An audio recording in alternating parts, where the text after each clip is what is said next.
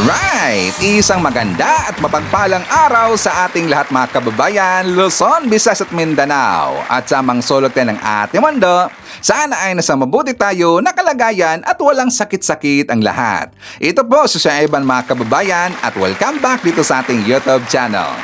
Okay, sa mga kababayan ko, as usual, before tayo mag-start, i-welcome muna natin ang ating mga bagong viewers, mga subscribers at mga followers dito sa ating channel. Thank you so much na nagustuhan ninyo ang ating channel. At syempre, pasalamatan natin ang ating mga viewers na nag-like, also nag-share ng ating mga vlogs, at pasalamatan din natin ang ating mga viewers na hindi nag-skip ng ating mga commercials. At syempre, pasalamatan natin ang ating mga viewers na nabamember ng ating channel membership. Thank you so much!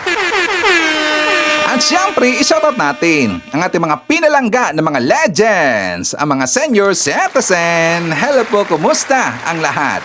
Then also, i-greet natin ng Happy Anniversary Celebration of El Shaddai, Norfolk, Virginia Beach Chapter. And also, ang DMV Chapter. So that is greetings coming from Rosalinda Gale na nandyan sa Washington, D.C., USA. At siyempre, i-greet natin ng happy birthday ang lahat ng mga viewers na nag-birthday ngayong araw. Happy birthday! At siyempre mga kababayan ko, hindi natin kakalimutan, i-acknowledge natin ang ating top 5 commenters, ang ating mga viewers na may maraming na i-comment sa baba sa ating comment section doon sa ating last vlog. At nandyan sa ating listahan, ang nanguna po si Joy Manipes. Meron siyang 31 na mga comments. Nandyan din si Sam Pagita, meron siyang 29 na mga comments. Phil Macabato, meron siyang 23 na mga comments. Nandyan din si Roel Agosto, meron siyang 16 na mga comments. And Josephine Lee Agarapao, meron siyang 11, lahat ng mga comments. Okay, so thank you so much. Okay, so mamaya mga kababayan ko, pag-uusapan natin itong si Basti Duterte, itong si Sara Duterte, ang kanyang mga cronies, at lalong-lalo na pag-uusapan din po natin itong kanilang isasagawa na The Big One Rally daw ngayong araw. Yes, meron silang rally ngayong araw. Tapos itong mga DDS nanakot pa. Anong sabi nila sa Ivan? Nasabi nila na nag-arkila daw ang kanilang funders ng 10 na barko para madala nila yung taga Visayas at saka Mindanao. O, diba? Isipin nyo, 10 daw na barko. But until now, wala pa rin akong nakita na nag-post isang DDS or mga trolls nila or mga vloggers nila na nag-post tungkol dito sa kanilang sinasabi na nag-arkila daw ng barko ang kanilang funders para sa kanilang isasagawa na The Big One Rally. Until now, until at this moment, wala akong nakita na nag-post sila. Baka it's a prank lang. Tapos sabi pa nila, ngayong araw daw mga kababayan ko, matatanggal daw sa peso si President BBM. Matatanggal daw sa peso si President BBM after ng kanyang SONA mamaya. O diba, abangan natin yan kung ano ang kanilang kayang gawin. Matatanggal daw sa peso si President BBM dahil sa kanilang isasagawa na rally na The Big One Rally. Makailang beses na ba nila ginawa ang The Big One Rally? Makailang beses na ba nilang sinabi na kanilang rally ay The Big One? Diba? Hindi na ho natin mabilang. Every sinasabi nila na The Big One Rally, presidente pa rin si President BBM pagkatapos ng kanilang rally. Diba nakakatawa talaga eh? Puro lang The Big One Rally ang kanilang sinasabi. Puro lang na matatanggal daw sa peso si President BBM every meron silang rally. But until now, presidente pa rin si President BBM. Diba? Mag-iiyakan na naman mamaya itong mga DDS. Bakit? Alam niyo ba mga kababayan ko na ang purpose ho ng kanilang isasagawang rally ngayong araw ay para mailihis ang atensyon ng publiko para hindi daw mapanood ang SONA ni President BBM kasi wala daw kwenta. Yan hong sabi ng mga trolls nila. Wala daw kwenta ang SONA ni President BBM. At meron ding sinabi, itong si Meow Meow, di ba? Nasabi ba niya na mas gugustuhin pa daw niyang manood ng kanunan yung sundutan na movie kaysa daw manood sa SONA ni President BBM. O di ba siguro yun ang kanilang ginaya. Ito si Meow Meow na gagawin nila ngayon ang rally para hindi mapanood yung SONA ni PBBM. I am very sure na kakarampot lang ho itong mag-rally ngayong araw. I am very sure kakarampot lang ho ang hindi makapanood sa SONA ni President BBM. Majority ho ng mga Pilipino, panonoorin talaga nila ang SONA ni BBM. Kasi they are and we are very interested sa sasabihin ni President BBM kung ano ang kanyang i-announce or kung ano ang kanyang i-report ngayong araw sa kanyang SONA. Sa mga kababayan ko, panglimang SONA ni President BBM ngayong araw. Mamaya na ho, 4 p.m. in the afternoon. Okay? And I am very excited. Bakit? Alam ho natin, every SONA ni President BBM, meron siyang mga pasabog. Diba, DDS? Antay-antay lang. So anyways, before tayo mag-start sa ating mga talakayan, syempre atin muna hong i-acknowledge at saka i-shoutout or i-announce ang nanalo sa ating pa-contest na the most like comment. So ang nanalo ngayong araw ay galing ho sa comment ni Sam Pagita. Kasi merong 60 lahat na nag-like sa kanyang comment. Kasi sabi niya, support natin ang mga programa ng ating First Lady Lisa. So si Sam Pagita or Lerma Sondita ay isa lang ho mga kababayan. At saka pang ilang beses na ba siyang nanalo? Hindi ko na mabilang, basta ang dami na eh. Ang swerte no ni Ma'am Lerma. So, congratulations kay Sam Pagita kasi merong 60 lahat na nag-like sa kanyang comment. At siya po ang nanalo sa ating pa-contest or pa-ayuda na most like comment. Congratulations! So, tungkol ho sa kanyang sinabi, sa kanyang comment, na support natin ang mga programa ng ating First Lady Lisa Marcos. Actually, meron po sinabi yung taga-PCO na meron silang inihanda na parang weekly recap ng mga lakad ng programa or proyekto ni F. Lisa. Yes, meron po. Siguro bukas natin i-play, mga kababayan. Because I am not sure kung tapos na ba ang kanila ginawa nila yung video. Pero nakita ko sa comment nila ng taga-PCO, meron silang ginawa na video para kay First Lady. Okay? So, ang second na merong maraming nag-like sa kanyang comment ay ganon pa rin ho, galing kay Sam Pagita. Kasi ang kanyang comment ay merong 53 lahat na nag-like. So sabi niya, support natin ang PBBM administration. Pray for PBBM for her safety and more strength. Yes, i-pray ho natin si President BBM. Araw-araw, i-pray ho natin si President BBM, si Elisa at saka si Representative Martin Romualdez. Kasi nga, ulitin lang po natin dito, marami kasi mga gonggong, mga DDS at yung talagang kabilang grupo, gusto kasi sila na matanggal sa ating pwesto. Kasi nga, atat na talaga ang kanilang poon ni si Sara Duterte na maupo bilang presidente. Atat na ho. Diba? Okay, so dito muna tayo sa usapin tungkol kay Basti Duterte. And next, itong si Sara Duterte. Anong tungkol kay Basti, Sir Ivan? I am very sure na alam niyo na kung ano ang nangyari sa Davao City. Na kung saan, naging swimming pool ho. Yes, naging swimming pool ang Davao City. Tapos ngayon, itong mga DDS, kapag ipapost natin yung nangyaring baha doon sa Davao City, nagagalit sila. O di ba? Bakit ayaw niyong i-post yung sa inyo? Bakit ayaw niyong i-post yung doon sa Luzon, doon sa Ilocos Norte, di ba? Kapag Davao ng ating ipopost na baha, nagagalit sila. Gonggong talaga eh. Gusto kasi nilang pagtakpan. So ngayon, ang taga Davao mismo tinawagan ng tulong sa mga Duterte. For more details, let's watch this. Hindi nakaligtas sa pananalasa ng habagat at bagyong Quiapo ang ancestral house ng mga Duterte sa Davao. Panalangin at tulong naman ngayon ng panawagan ng mga Davaoenyo. Wala pa rin kuryente sa ilang lugar sa Davao. Tuloy din ang clearing operation ng local government unit sa mga lugar na napektuhan ng pagbaha dahil sa pag-apon ng Talumo River. Bunsod ng malakas na ulang dulot ng southeast monsoon. Nitong Sabado, ilang sasakyan ang inagos at bumaliktad dahil sa baha. Nailigtas pa ng Coast Guard ang 2 bata na apektado ng pagtaas ng tubig. Sa Barangay Bangkal, Davao City, ilang sasakyan din ang tumirik sa Taal Road. Pati ang ancestral house ng pamilya Duterte binaha rin. Panalangin at tulong ang panawagan ng isang guro sa Leon Garcia Elementary School matapos matinding mapiktuhan ng sakuna ang kanilang paaralan. Matindi ang inabot ng pinsala ng mga pasilidad dito. Ayon sa ilang guro, abot bubong ang baha nitong weekend. Anda raw silang bumangon pero kailangan nila ng tulong. Samantala, Patuloy ang pagbibigay ng CSWDO ng mga pagkain at inuming tubig sa mga apektado. Agad naman nagmobilize ang DPWH ng heavy equipment para ayusin ang gumuhong bahagi ng Davao o Bukidnon Davao Road. Personal na binisita ni Secretary Vince Dizon ang gumuhong bahagi ng kalsada noong Hulyo 23. So ngayon, merong palusot itong mga DDS Krones. Syempre, para hindi sila mapahiya kasi nga binakbakan sila ng taga Davao. Kasi nga hinahanap ho ng taga Davao itong si Baste at saka itong si Sara Duterte. So mayroong palusot itong mga DDS Krones. Ito ding si Harry Roque. Anong sabi ni Harry Roque, Sir Ivan? Sabi niya sa kanyang post sa kanyang Facebook account, sabi niya, tingnan nyo, ang Davao City, humupa kaagad yung baha.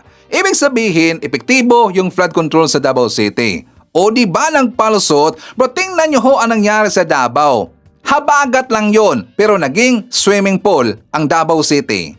Kasi nga di ba lagi nilang sinasabi na mala Singapore daw ang Davao City. Yan ho ang kanilang ipinagyayabang. Pero ano ang nangyari? Naging swimming pool.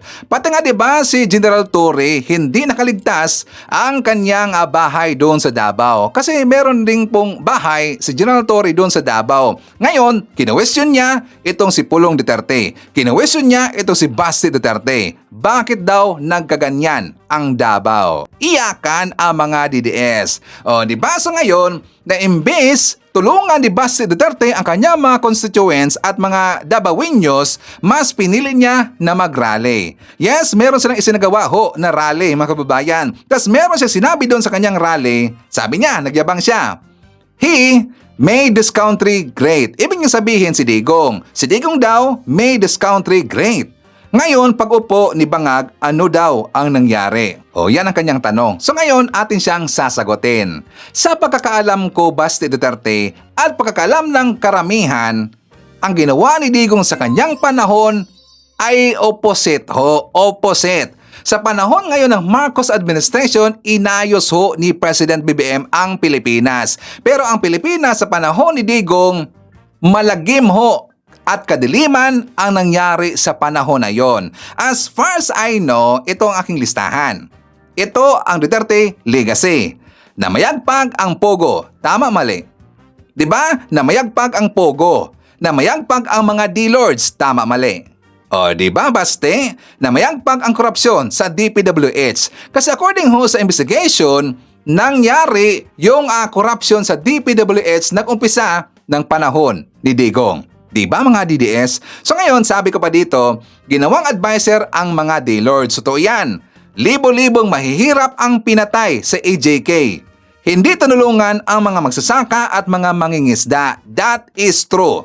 Sa panahon ni President BBM, tingnan nyo, binuhos talaga, binigyan ho ng tulong ang mangingisda at magsasaka. Biniyaran ang kanilang mga utang. Binigyan sila ng lupa ng ating gobyerno. Ginawa ba yan ni Digong sa kanyang panahon? Di ba? Hindi. Kasi iba ang kanyang priority sa panahon ni Digong.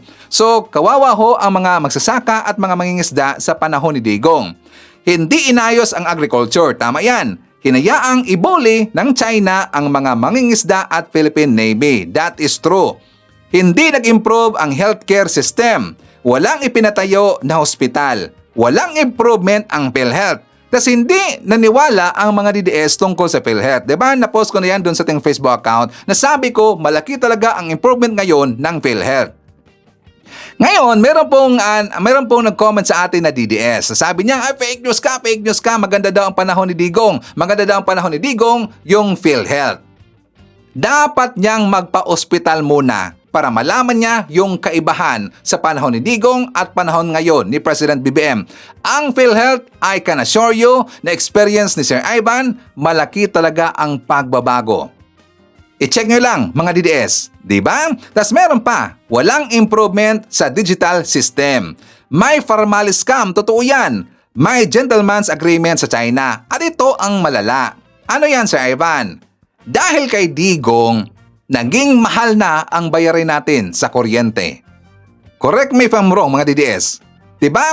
Dahil kay Digong kasi meron siyang nilagdaan noon na naging mahal tuloy ang bayarin natin sa kuryente. Tapos ngayon sasabihin ni Basti Duterte na si Digong daw, he made the country great. Did he made the country great, Basti? I don't think so. Tapos dagdag pa niya, pag upo daw ni President BBM, ano ang nangyari? Well, kung ano ang nangyari ngayon, gagamitin natin itong comment ng ating follower. Sabi niya, tumino ang Pilipinas, which I agree. Yes, tumino talaga ang Pilipinas. Renewable energy, housing and school projects, less AJK, totoo yan. Daming nasabat na illegal drugs, especially sa Davao. More investors are coming. Nabulgar ang flood control anomalies or corruption. Land granted to our farmers. Food security, safety security in West Philippine Sea, less poverty, economics increase from poor to mid-class, at marami pang iba. Totoo yan. Agree na agree ako sa kanyang sinabi. At mga kababayan ko, kung meron kayong maidagdag kung ano ang nangyari ngayon sa Marcos administration sa pamumuno ni President BBM, please comment sa baba, babasahin niyo mamaya ni Sir Ivan. Okay? O, di ba napahiya si Basti Duterte? Pag-upo daw ni President BBM, ano ang nangyari ngayon sa Pilipinas? Mas gumaganda ho ang Pilipinas ngayon. Marami ho ngayong nasakoting na mga droga. Nabuking yung corruption sa DPWH na yan pala ay nag-umpisa sa panahon ni Digong. Iyakan ang mga DDS, diba? So ngayon, ipapakita ko sa inyo itong banat ni Yussi Claire Castro dito kay Basti Duterte. For more details, let's watch this. Binuweltahan ni Palace Press Officer at PCO Undersecretary Claire Castro ang mga pasaring ni Davao City Mayor Baste Duterte sa isang event ng PDP Laban. Isa-isang sinagot ni Palace Press Officer Undersecretary Claire Castro ang mga naging pahayag ni Davao City Mayor Baste Duterte sa isang pagtitipon ng PDP Laban. Sabi ni Mayor Baste, prioridad ng administrasyon ngayon ang pagpapatalsik sa vice-presidente para hindi ito makatakbo sa pagkapangulo sa 2028. Sabi naman ni Yusek Castro, makikita ng alkalde kung ano ang mga prioridad at programa ng pamahalaan kung manonood siya ng balita at hindi madalas bumiyahe at magbakasyon. Binanggit niya rin ang mga naging pagbaha sa Davao. Si Mayor Baste Duterte, kagagaling lang sa bakasyon, kagagaling sa ibang bansa. Instead na unahin ang kapakanan ng mga constituents sa Davao City dahil nakakaranas sila ng pagbabaha, inuna pa talaga ang pamumulitika. Anya, hindi mandato ng Pangulo ang impeachment kundi ng Kongreso. Wala pong kinalaman ang Pangulo sa ginaganap na impeachment trial diyan po sa impeachment court. Kung talagang ninanais nila na siya ang maging Pangulo matapos ang termino ni Pangulo Marcos Jr., mas magandang malinis niya ang kanyang pangalan, ang kanyang reputasyon. Hanggang ngayon kasi ay hindi pa napasisinungalingan ang ibang mga akusasyon patungkol sa confidential funds, pati na yung unexplained wealth. Na sa ngayon nga ay hinaharang pa ang pagbabukas ng mga importanteng dokumento. Kaugnay naman ang umano'y pagpapakulong sa mga kaalyado ng mga Duterte, sinabi ni Yusek Castro na sumusunod lang ang Pangulo sa kung saan siya dadalhin ng ebidensya. Sinabi kasi ni Mayor Baste na tila nawawala na ang kalayaan nila matapos ang pagpapakulong kay Senador Dante Marcoleta. Giit ni Castro, mas magandang aralin ni Duterte ang mga ibinibintang sa mga tinutukoy niyang taong nahaharap sa kaso bago siya mang-intriga. Hindi lamang mga kaalyado ng mga Duterte ang nasasampahan ng kaso. Nauna na nga po ay kaalyado ni Pangulo Marcos Jr. Kung walang ginagawang krimen o labag sa batas, di naman kailangan matakot. Dahil ebidensya ang siyang magiging basihan kung sila ay makakasuhan o hindi. So sana ito ay maliwanag kay Mayor Baste Duterte. Bumuelta rin si Castro sa pahayag ni Mayor Baste na gumagalaw na tila isang sindikato si Pangulong Marcos Jr. matapos ang pagpapadala sa amang si dating Pangulong Rodrigo Duterte sa ICC sa The Hague. Sagot ni Yusek Castro, Hindi po ba nadinig natin mismo sa tauhan ni dating Pangulong Duterte, si Colonel Espinido, na nung panahon ni dating Pangulong Duterte, ang PNP ay ginawang biggest organized crime group. So wag niya pong ipahid kay Pangulo Marcos Jr. yung ginawa ng kanyang ama nung siya ay presidente. Mayroong nagre-reward ng pera para pumatay. At yung patungkol naman sa issue ng ICC, kung paano nadala si dating Pangulong Duterte doon, hindi po ito magiging issue at hindi ito magiging problema kung wala naman pong di umano mga nabiktima. Kung wala naman din inamin ang kanyang ama na kanyang mga pinapatay. Samantala may mensahe naman si Yusek Castro kay Vice President Sara Duterte. Malakas ang loob banggitin ng Vice Presidente Sara Duterte ang tungkol sa mga buhaya. Si Vice Presidente Sara Duterte ba ay nakikipag-usap sa kanyang sarili? Mas maganda na mag-reflect, isipin ano ba talaga ang records ng mag-aamang Duterte. Hindi pwede magmalinis. Katulad ng ginagawa ngayon ng Vice Presidente. Dahil siya mismo ngayon ay nililitis, may usapin patungkol sa mga paglulustay di umano ng pondo ng bayan. Kaya hindi pwedeng magturo lang ng mga sinasabing buwaya dahil baka sa kanya maturo ang ibang mga akusasyon patungkol sa di umano mga buhaya. So ngayon, dito tayo kay Sara Duterte. I am sure, alam niyong lahat na nandun sa London, sa UK, itong si Sara kasi nga nagrally doon. Yes, nagrally doon itong si Sara Duterte. Binudol niya ang ating mga kababayang OFW. Binudol niya, pinaasa na naman. Anong sinabi ni Sara doon, Sir Ivan? Sabi niya, makakalabas na daw or makakauwi na daw si Digong sa Pilipinas. O diba, tuwang-tuwa pa itong mga DDS. Ito ang ating ebidensya. Susunod, magpapasalamat. Makikita ko po siya sa susunod na linggo. Mahal natin lahat. At inaantay natin lahat ang kanyang paglabas at pag-uwi.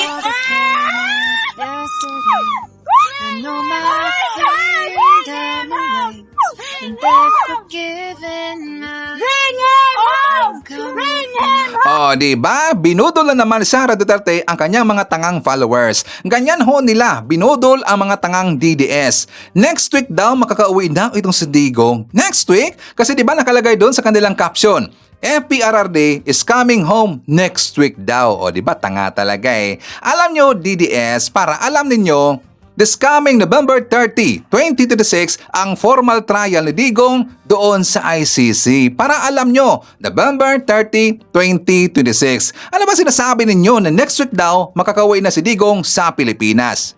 Kaya naman pala, doon sila nagbase sa panawagan ng US sa Pilipinas na talikuran na daw ang ICC. Hindi na daw suportaan ng Pilipinas ang ICC. Yes, nanawagan ho si Trump. Nanawagan siya sa Pilipinas or kay President BBM. Pero tinabla itong si Trump ni President BBM. Yes, you heard it right mga DDS. Tinanggihan ng palasyo or ni President BBM ang request ni Trump na hindi na susuportaan ang ICC. Ano na, iyakan ang mga DDS na pornada ang plano ni Sara Duterte. Diba? So wala kayong magagawa. Tuloy na tuloy ho yung trial ni Digong this coming November 30. At hindi makakauwi ito si Digong next week. Tanga naman kasi at ubob ang mga kalyado ninyo. Diba? So anyway, before tayo magpatuloy sa ating mga topic, syempre atin muna hong i-acknowledge or i-shoutout ang ating mga kababayan, mga suki or mga early birds. So nandyan sila si Nieves Emon from Coronadal City. Hi to Lynn Mina from Nagoya, Japan. Nandyan din si Emmy Mabalad. Hi to Elma Moico. Nandyan din si Annette Allegri, Ferdinand Maynes, Noel Narcida. Shoutout natin si Apolonio Nocido, Mary Luna Yurag, Terby, Marie Usta, Ryan Inicosi. Nandyan din si Leonardo Manansala, Emilda Galoy, Jody Baloy, Rizalino Perez. Kasama din natin si Mel Pasag from Hong Kong, Gina G, Mary Bangadon from Aringay, La Union, Philippines, and hi to Sir Jaime Garcia na nandyan sa Nottingham, UK. Okay, so mga kababayan ko, before tayo babalik doon sa mga mainit na issue, siyempre, ipakita natin dito yung mga proyekto, yung mga ginawa ni President BBM para mapaunlad pa ang bansang Pilipinas. For more details, let's watch this. Walang Pilipinong may iwan sa bagong Pilipinas. Yan ang isa sa mga pangako ni Pangulong Ferdinand R. Marcos Jr. sa ating mga kababayan. Kaya naman patuloy ang pagsisikap ng kanyang administrasyon para mapabuti ang pamumuhay ng bawat Pilipino sa loob at labas ng bansa. At ang pagsisikap na yan, nagbubunga na. Isa sa mga pinakamahalagang hangarin ng maraming Pilipino ang magkaroon ng matatag na trabaho para sa kanilang pamilya. Batid ito ni Pangulong Ferdinand R. Marcos Jr. kaya naman sa nakalipas na mga taon, iba't ibang hakbang ang isinulong ng kanyang administrasyon para palawakin ang oportunidad sa hanap buhay, pagbutihin ang kalidad ng mga trabaho at tiyaking may agarang tulong para sa mga manggagawang Pilipino. Magpupursige ang DOLE, DTI, DSWD, kasama pati ang DOT at mga kaugnay na ahensya sa paghahanap ng paraan at ng mga oportunidad para sa natitirang 4% ng ating puwersang manggagawa na hanggang ngayon ay walang trabaho. Pinalawak ng pamahalaan ang access ng mga Pilipino sa iba't ibang oportunidad sa trabaho sa pamamagitan ng regular na job fairs na isinasagawa ng mga ahensya tulad ng DOLE kung saan katuwang nila ang iba't ibang partners mula sa pribadong sektor at maging mga ahensya ng gobyerno. Mayroon ding mga malakihang job fair na isinagawa gaya ng Labor Day Job Fair kung saan 150,000 na trabaho ang inalok sa nasa 94 na job fair site sa buong bansa. Isa rin diyan ang mga trabaho agad job fairs na ginanap nitong nagdaang araw ng kalayaan sa iba't ibang panig ng bansa, kung saan umabot sa 200,000 ang local at overseas job vacancies ang binuksan. Kasabay nito, isinusulong din ng administrasyon ni Pangulong Marcos Jr. ang mga hakbang para matugunan ang problema sa job mismatch at maihanda ang mga Pilipino sa mga trabahong kailangan ng mga umuusbong na industriya. Kabilang dito ang pagpapalakas sa skills training at upskilling programs ng Technical Education and Skills Development Authority o TESDA na nag-aalok ng libreng technical vocational training sa iba't ibang larangan. Kabilang na ang mga libreng AI readiness training programs para maihanda ang mga Pilipino sa mga in-demand na trabaho. Sa harap ng mga pagsisikap na mapabuti ang pamumuhay ng mga Pilipino, umangat na sa upper middle income country status ang Pilipinas batay sa tala ng World Bank. Inaasahan ng pamahalaan na ang bagong klasifikasyon ay makahihikayat pa ng mas maraming investors at mas maraming negosyo na lilikha ng mas dekalidad na hanap buhay sa mga Pilipino at magpapatatag pa sa ating ekonomiya. Malaki rin ang inaasahang ambag ng mga bagong pamumuhunan at suporta sa mga micro, small at medium enterprises o MSMEs sa paglikha ng mas maraming trabaho sa iba't ibang bahagi ng bansa. After nearly 4 decades as a lower middle income country since 1987, this milestone affirms that the economic policies that we have pursued over the past 4 years have been effective. It is meant to open doors, put food on the table, and give every Filipino the chance to build a better life. That is the work that we will continue to do until every family feels the benefit of our country's progress. Samantala patuloy din ang suporta ng administrasyon para sa mga overseas Filipino worker. Hindi natatapos ang responsibilidad ng gobyerno sa pagpapadala ng manggagawa sa ibang bansa. Tinutulungan din ng pamahalaan ng mga OFW na naiipit sa gulo, tulad na lamang ang mga naapektuhan ng tensyon sa Middle East. Libo-libong stranded na mga Pilipino, OFWs at kanilang mga dependents ang ligtas na nakauwi sa Pilipinas sa pamamagitan ng repatriation efforts ng pamahalaan. Naasistehan din maging ang mga Pinoy crew members ng mga barkong apektado ng tensyon at hantavirus. Samantala nitong Hunyo, 24 na Filipino workers na nakadetine sa Russia ang nakauwi sa bansa matapos personal na hilingin ni Pangulong Marcos Jr. kay Russian President Vladimir Putin ang pagpapalaya sa kanila. Sir Bongbong Marcos, maraming salamat po dahil yung pagpunta niyo po sa Russia, yung po yung naging sagot ng pag-uwi po namin dito sa Pilipinas. Nagpapatuloy din ang reintegration efforts ng pamahalaan para matulungan ang mga umuuwing OFW na muling makapagsimula sa bansa sa pamamagitan ng mga reintegration fair, PhilJobNet, livelihood assistance at skills training na makatutulong sa kanilang paghahanap ng bagong pagkakakitaan dito sa Pilipinas. Kung datos lang ang pag-uusapan, maganda ang ating ekonomiya, tumaas ang kumpiyansa ng mga negosyante. Bumaba ang inflation, dumami ang trabaho. Ngunit ang lahat ito ay palamuti lamang, walang saysay, kung ang ating kababayan naman ay hirap pa rin at nabibigatan sa kanilang buhay. Kaya sa huling 3 taon ng administrasyon, ibubuhos pa natin ang lahat-lahat, hindi lamang upang mapantayan, kundi mahigitan pa ang pagbibigay ginhawa sa ating mga kababayan. Sa kabila ng mga hamong nakaaapekto sa ating ekonomiya, nananatiling nakatutok ang pamahalaan sa paglikha ng mas maraming oportunidad sa hanap buhay at pagtulong sa mga Pilipinong nangangailangan ng suporta. Nasa Pilipinas man sila o nasa ibayong dagat. Pirmado na ni Pangulong Ferdinand R. Marcos Jr. ang Republic Act 12321 o ang Last Mile and GIDA Schools Act na naglalayong palakasin ang suporta sa mga pampublikong paaralan sa mga liblib at may hirap na komunidad. Tutugunan nito ang kakulangan sa mga silid-aralan, pasilidad, kagamitan at iba pang pangailangan ng mga paaralang nasa Geographically Isolated and Disadvantaged Areas o GIDA. Inaatasan ang Department of Education na gumawa ng National Last Mile and GIDA Schools Map sa loob ng isang taon na magiging batayan sa paglalaan ng pondo, mga pasilidad at pagpapatupad ng mga programa. Itinatakda rin nito ang pagpapatayo ng ligtas, matibay at disaster resilient na mga gusali ng paaralan kasabay ng pagbibigay ng mas malawak na suporta sa mga guro at kawani sa mga liblib na lugar. Mahigit sa 8,000 mga Pilipino ang magkakaroon ng sariling bahay sa pamamagitan ng Social Housing Finance Corporation's Enhanced Community Mortgage Program ng Department of Human Settlements and Urban Development o DSUD. Pabahay, ito'y matapos aprubahan ng ahensya ang 47 proyektong pabahay sa taong ito. Sa inisyatibang ito, pinalawak din ang 870.6 million pesos na land acquisition loans bilang suporta sa 4PH program ni Pangulong Ferdinand R. Marcos Jr. Sa ngayon ay nasa 27 Homeowners Association ang nakatanggap ng pondo para makabili ng sarili nilang bahay. Alinsunod na rin ito sa direktiba ng Pangulo na gawing abot kaya ang pabahay para sa mga Pilipino. Mapababa ang presyo ng mga pagkain at pamamahagi ng mga makinarya sa mga magsasaka. Ilan lang yan sa mga reformang isinagawa ng Department of Agriculture upang matiyak ang food security sa bansa. Inilalatag ng Agriculture Department ang mga naging reforma sa sektor ng agrikultura bago ang ikalimang State of the Nation Address o SONA ni Pangulong Ferdinand R. Marcos Jr.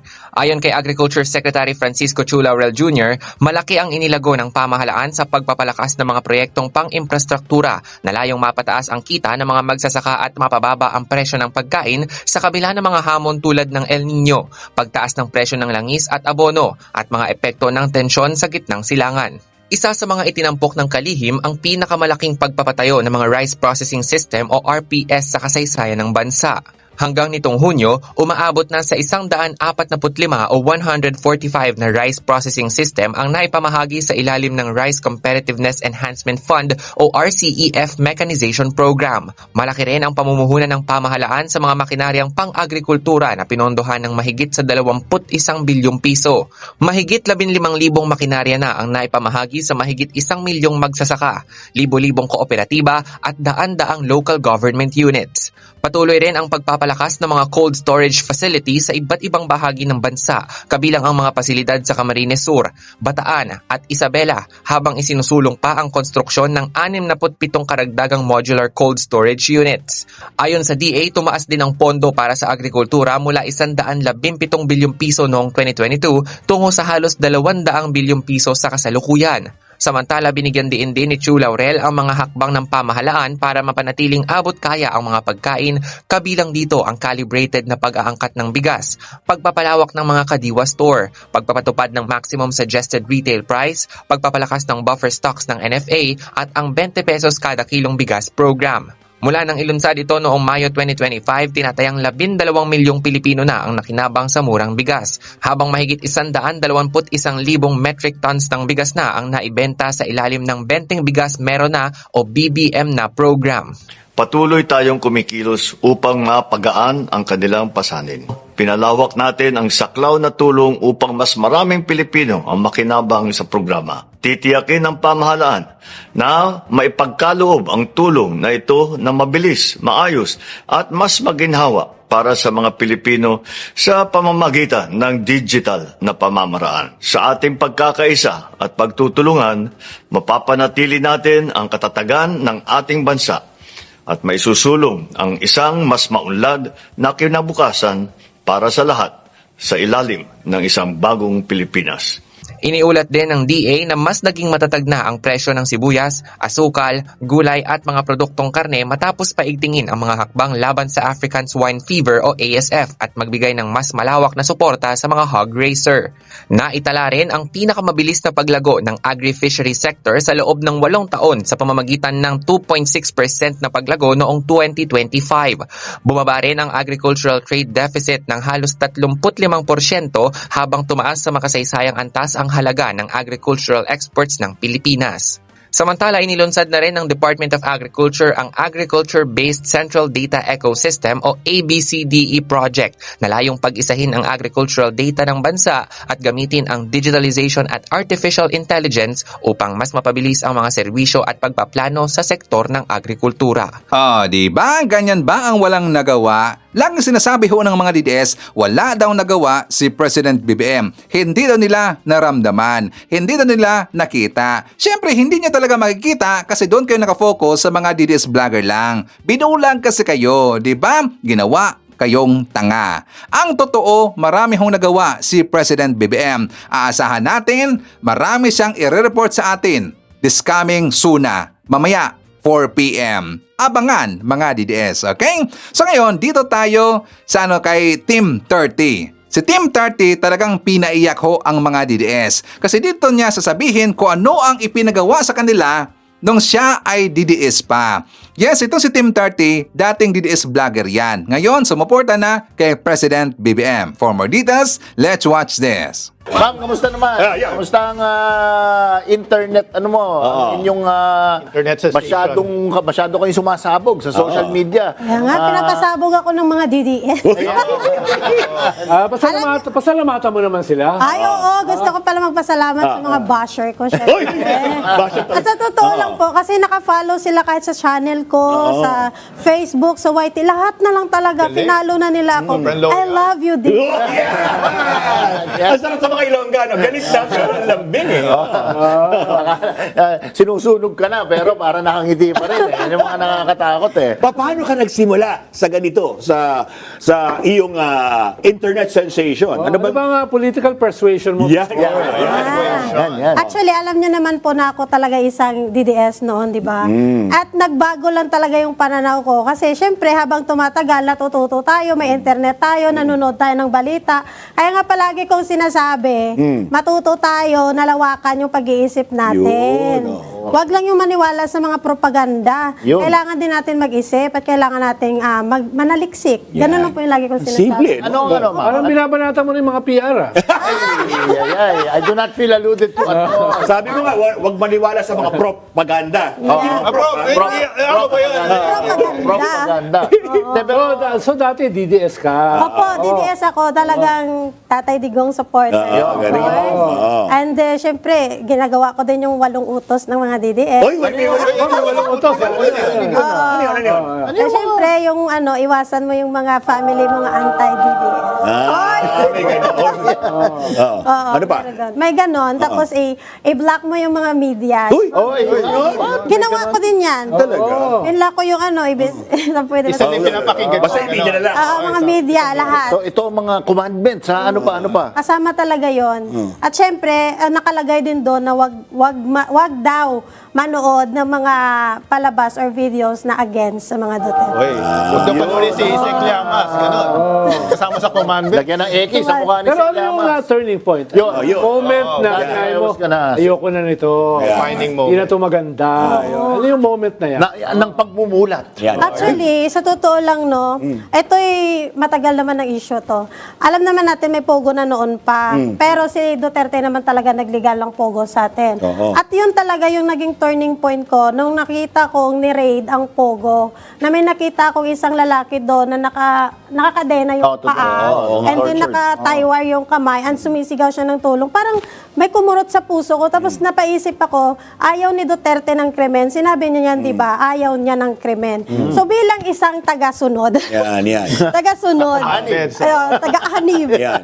Bilang isang Pilipino na naniniwala kay Duterte, yun talaga yung pagkabuong akala ko na ayaw niya sa krimen. So doon ako nag-doubt na kung ayaw niya ng krimen, bakit may napasok sa Pogo na ganun? Alam natin kung ano meron sa Pogo, mga kailigalan, di ba?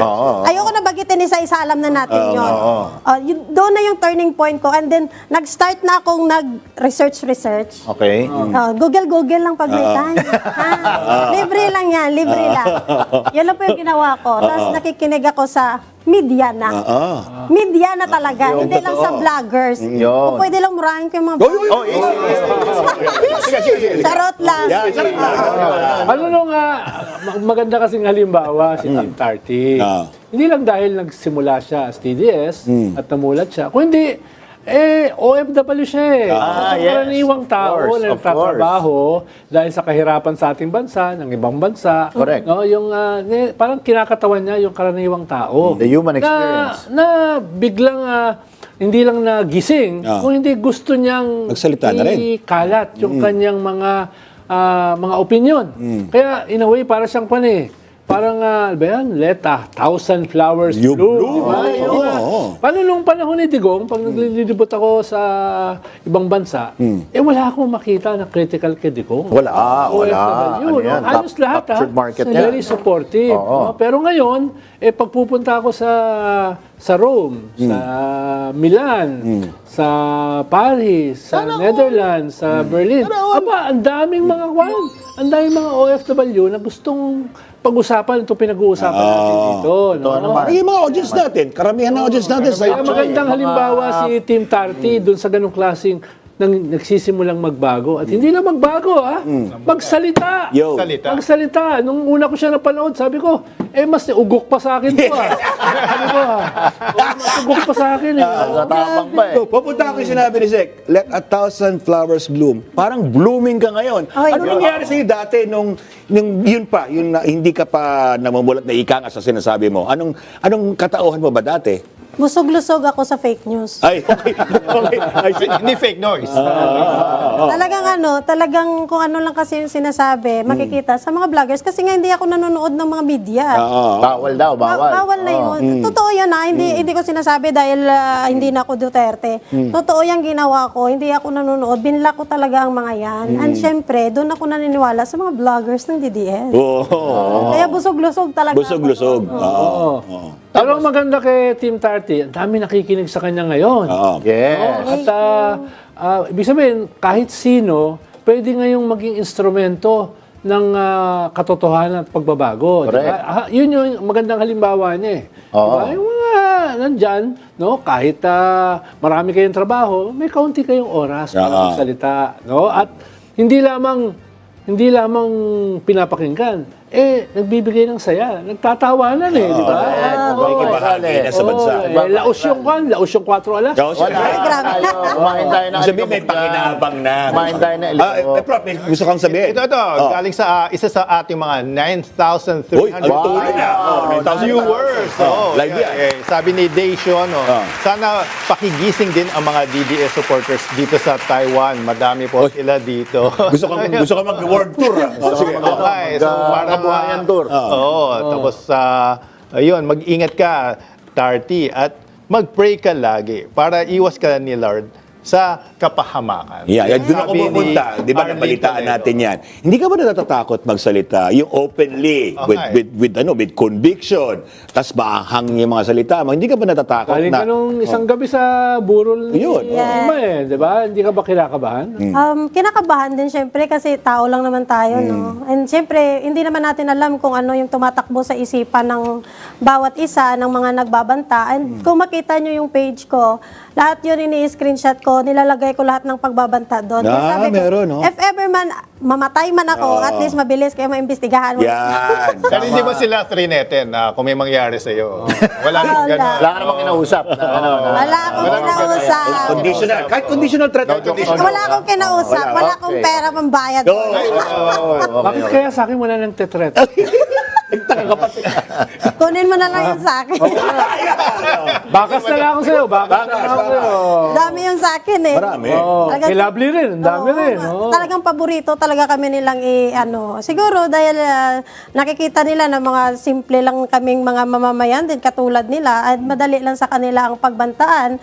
And napapansin naman natin, ginagawa naman talaga nilang normal ang pagbabanta. Kahit nga yung Pangulo, pinagbabantaan nila kala nilang dali-dali lang nilang patayin ang Pangulo. Normal ba? Kay Alan kasi walang pagbabanta. Puro solicitation lang.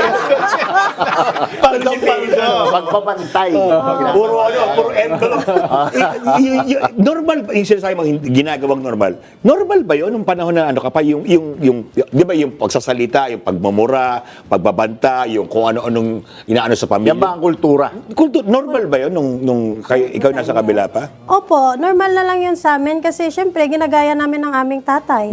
Nagaya namin kasi ito Hindi man dahil sa BBM na ako, pero mapapansin natin kung ang leader natin ay ganun ang ginagawa, parang na-adapt na din natin na parang, ay, it's okay na magbanta ako, it's okay na magmura ako, it's okay na magsalita ako ng hindi maganda. Kasi nga yung leader namin, ginagawa din yan eh. So normal lang talaga yan, kahit ako ginagawa ko yan dati at mas malala ako nung DDS ako. Hindi ako nagagawa po ng vlog dati, sang DDS pa ko, no? Pero andun ako sa comment. Nakikicomment ka. Keyboard warrior ako doon sa baba. Yeah, that's why sabi ko nga sa mga DDS, naiintindihan ko yung mga ginagawa nyo, yung mga pagko-comment nyo dyan. Kasi isa din akong naging ganyan noon. Galing ka na dyan. Nanggaling ka. Tapos, ma'am, ano tong parang may konti kayong alitan ni Maharlika. Ay. Ano bang dyan? Lumabas ulit si Maharlika. Doon ka namin. Nabuhay ah. Nabuhay. Anong kwento dyan? Actually, kasi itong si Maharlika, nagkikigil lang ng Maharlika. Barata mo lang! Nasa naman yan eh. Hindi, kasi bilang isang Pilipino, no, hindi naman kasi kailangan nating isyuan pa ang patay na. Pataymikin nyo na po si Alicia, no? Patay na po yung tao. Yung sinasabi kasi niya, taong bayan, pera ng taong bayan yung ginamit sa bulaklak, sa boreal, sa lahat daw ng finance doon sa pagburol kay Alicia. Sa taong bayan yun, ang sinasabi niya, si Presidente kasi yung, alam na natin lahat yun, di ba? Si Presidente nagbigay naman talaga at si Kong Sandro. Ngayon, kung iisipin natin, hoy Maharlika, sa totoo lang, mayaman man yan si Marcos. Kahit bilhin niya yung kaluluwa mong itim, Pati yung puting ahas, mabibili. Pati yung puting ahas nga, kahit i-triple mo pa ng presyo, mabibili niya yan, day. Alam naman natin, may pera sila. At syempre, wag naman laging ginagamit yung taong bayan para lukuhin nyo yung mga kapwa, mga DDS. Yun lang po. Kasi masyado nang ginagawa lagi nila yung gumagawa sila ng issue para ikakagalit ng kapwa Pilipino. Kaya tigilan mo yan, Maharlika, magbagong buhay. Ilonggang. Yan yung punto sa Ilonggan na lagi ko papunta ako sa yan. Parang i-inspire mo. Parang narinig ko si Miriam de Benza. Politika. Ano mo sa politika? Paano ka napasok naman sa mundo na, sabi mo, di ba, nanonood ka ng news, nanonood ka na kung ano. Di ba, meron ka ring mga analysis, nakikita ko yung vlog mo, meron kang comments sa ganito, comments sa ganon. Paano ka nahasa dun sa pagbasa naman sa nangyayari sa ating Meron ka ba bang oras para maghanap buhay? Meron. Meron naman kasi alam naman po ng lahat no na malaya naman ako dun sa bahay ng amo ko. Alam naman nila nakasabay ako eh. Hindi ko naman yung tinatago sa inyo. Pero ang amo ko kasi is mabait. Kaya marami po akong time na mag-research. Mag-research, gumawa ng vlog ko. And syempre, magawa dito ng about sa politics. So, nahasa talaga ako sa politika kasi nag-join ako ng mga debate. Wow! Yan yun eh. Okay. Opo, totoo yan. Nag-join po ako ng debate sa pwede sabihin, sa TikTok. Doon ako nagtambay almost 2 years. Almost 2 years po ako nakikipagdebatehan doon sa mga DDS. At doon ako natuluyang nahasa kasi sumasama ako sa mga tao talaga nga may knowledge ba when it comes sa politics. Hindi sa Senate yan. Hindi sa Senate kasi nandun si Ruben. Hindi. Totoo po yun. Sa debate po talaga ako ng TikTok na namulat ng todo at doon ako natuto na mag-analyze, makinig sa lahat ng debate ng DDS, kakamping, loyalist, lahat na nandun sila. Trial by fire yan. Yung information. Siyempre, natututo din tayo. Yun po yun. Ang sarap naman yung sabi mo ngayon sa pinagtatrabahuhan mo. So, nakikipagdebate ka rin sa mga amo mo o ano? Hindi po ako nakikipagdebate pero nag-i-explain talaga ako in a nice way. Tapos, humihingi na sila ng autograph mo, syempre, dahil sikat na sikat ka na. Sikat ka na eh. Hindi, sabi nila umuwi ka na at huwag ka na magtrabaho dito. Pwede bang i-arrange ni Alan yung debate mo kay Bing Guan? Kapwa mo Ilongga yun. O, doon ako papunta. Sino ang ideal na gusto mong kadebate? Yung gigil na gigil ka? Gigil na gigil. Ang kadebate, si Ruben. Hoy! Sino si Ruben? Si Ruben Padilla. Si Ruben, no? Yan talaga yung isa sa pinaka-idol ko sa lahat. Bakit? Kasi isa po ako sa bumoto kay Ruben. And I'm so sorry guys. I'm so sorry mga palangga kung binoto ko si Ruben Padilla. Hindi mo na siya boboto ulit. No. Wag na kayong bumoto ng mga ng mga politiko na, ay Diyos ko. Anong tawag mo sa kanya? Bobo. Ay, sorry, pero totoo naman. Ito na, i-real talk na natin to. Yeah, sige, Huwag natin talk. lukuhin yung sarili natin, no? Ayan. Alam naman natin na wala naman talaga si Ruben, wala naman talagang kakayahan si Ruben. Kaya nakakalungkot isipin, ito bilang isang ordinaryong Pilipino, ang masasabi ko po sa inyong lahat, at salamat sa program na to, masasabi ko rin, no? Para sa aking mga kababayang Pilipino, mamili po tayo ng mga politiko na may talagang high standard ba? Yun. Kung gusto natin, kung gusto natin ng pagbabago sa ating bansa, piliin po natin yung mamumuno sa atin. Yan. Sarap pakinggan nun. High standard talaga. High standard. Piliin natin. Tama Hindi yung naman. buto-bubuto na naman tayo, artista. Yo, oy. O tayo magano daw sila, magsumbaganay daw sila sa Senado. So feeling mo, nabudol ka, ma'am? Malaking pagbubudol. Malaking At talagang pagbubudol. malaking pagsisisi ko po. Number 1, Ruben, ikaw ang aking senador. Really, hindi ako nagbibiro. Talagang number 1 ko yan si Ruben. Hinahanap mo talaga sa balota. Unang Number shade. 1 si Unang Ruben. shade. Number 1 ko talaga yan, si Ruben. Kasi syempre, idol, artista. Oo. Hindi pero- po si Ruben Caranza ang pinag-uusapan natin dito, ha? Pero ito ay akin lang ha. It's my Siyempre own naman, opinion lang ha. Pero hindi lang ito natutukoy kay Ruben, kundi ito in general ito pag nagpili tayo ng politician. In general, Oo. Hindi lang Anong kwalifikasyon ba dapat ang pinipili ng mga palangga natin? Good Okay, question. good question. No? Para sa ako, no? Kamay ka ganyan. Kamay ka. Ayan. Yan. Para sa ako, Doktora, ano mo maganda, Doktora? Parang ka nasa Philippine Association of Medical Technology. Pame. para sa ako, no, para sa ako, pag magboto kita sa isa ka politician, piliun taman ang politician, number 1, ang may utok. Ang may brain, syempre. brain. Tama. Oo, hindi pwede nga, hindi ka ba lumag-laptop, hindi ka ba lumag-English. Ito yun. Sino yung pinapatamaan? I'm so sorry, pero realidad na tayo. No? Sa politika, kailangan po yun. Lalo na dinidebate ako ng mga DDS. Hindi kailangan ng English kasi nasa Pilipinas tayo. Uy, come on. Ano ba? Diba? Kami nga ang nakatulong doon sa ibang bansa. Mag-English, gani kami araw-araw. Correct. Oh, totoo yan. Hindi na tayo maglukuhan. Wag na tayo dito. The world is flat. Pa. Piliin natin siyempre may pananindigan. Yan. Ang serbisyo, siyempre, sa Pilipinas. Yan. Ang loyalty sa Pilipinas, sa Yan. taong bayan. Tingnan nyo ngayon nangyayari sa atin, Saan ang loyalty ng mga politiko natin? Na sa atin ba? Di ba hindi? At yun ang nakakalungkot. Grabe. Dapat piliin natin yung may pagmamahal talaga sa bansa natin at hindi po self-interest yung inuuna. Yun lang po. Sana dumami pa ang lahi. Sarap, alam mo, sarap mong pakinggan na sinasabi nga ni Sek kanina, yung mga ordinaryong tao. Siyempre, pero ngayon, sikat ka na. Pero yung sa pinanggagalingan mo, yun yung mismong gustong marinig at gusto sabihin na nakararami The human experience nga, gaya na sabi ni Sec Ronald Llamas na hindi rin marunong gumamit ng laptop. Kaya hindi siya Batuhan kayong dalawa, no? Hindi siya hindi siya pwede sa Senado, no? Dahil hindi siya marunong Pwedeng mag-laptop. pambato lang yung laptop. Bagsak siya dun sa Standards. Pero totoo naman, ma'am, at actually kaya rin nag-e-enjoy ang maraming tao sa yung mga vlog dahil nakakausap mo sila sa sarili ninyong dialect. Opo, nag-iilonggo po talaga ako. Pero marami pa rin ang nagre-request na Tagalog kasi di nila maintindihan. Ilonggo. So kung marinig nyo yung video ko, pasensya na kayo kung mag-Tagalog ako, medyo Ilonggo ang tono. Bahala na ka mo mag-adjust na. Senator Miriam talaga. Pero Team 30 sa Monday, so na ng Pangulo. Yan, Ano yung mga gusto mong marinig Yan. sa ating Pangulo? Sa yung BBM. Positive naman. Good question. Yes. Kung pakikinggan ka ni BBM ngayon, diba, sinulat na nila yung speech sa Monday na yun Pero ano yung gusto mong mapasama doon sa speech na sana? Ano gusto mong marinig? Gusto ko yung marinig kay BBM kung ano pa yung plano pa niyang mas malawak para sa bansa natin. Yan. At syempre, yung mapanagot talaga, sana kung pwede. Kung pwede na sabihin niya na doon na mapapanagot ba niya talaga yung mga nagnakaw sa atin. Alam naman natin may napanagot na, pero hindi pa rin nahuhuli yung mga talagang malalaking isda. Diba? Alam natin yon. So, bilang isang mamamayang Pilipino, inaabangan ko po na kung ano talaga yung gagawin pa ni BBM na mas maganda para sa ating bansa. Yun lang talaga. Yan. Malagay ko, yan ang Mahal na Pangulo. Isa to sa taga-suporto mo. Dapat Kanino ka galit na galit? Yan. Ko. Sara. Na dapat wag gayahin. Kay Ano? Sara. Kay Sara talaga, tsaka kay Ruben. Number dalawa yan Oo. Sila lang ni Sara at tsaka ni Ruben yung pinakaayaw ko. Bakit? Kasi, And to think, talagang sinuportahan mo itong dalawa. sinuportahan ko at talagang nandun din ako nung nag-rally-rally sila dun, di ba, sa unit team.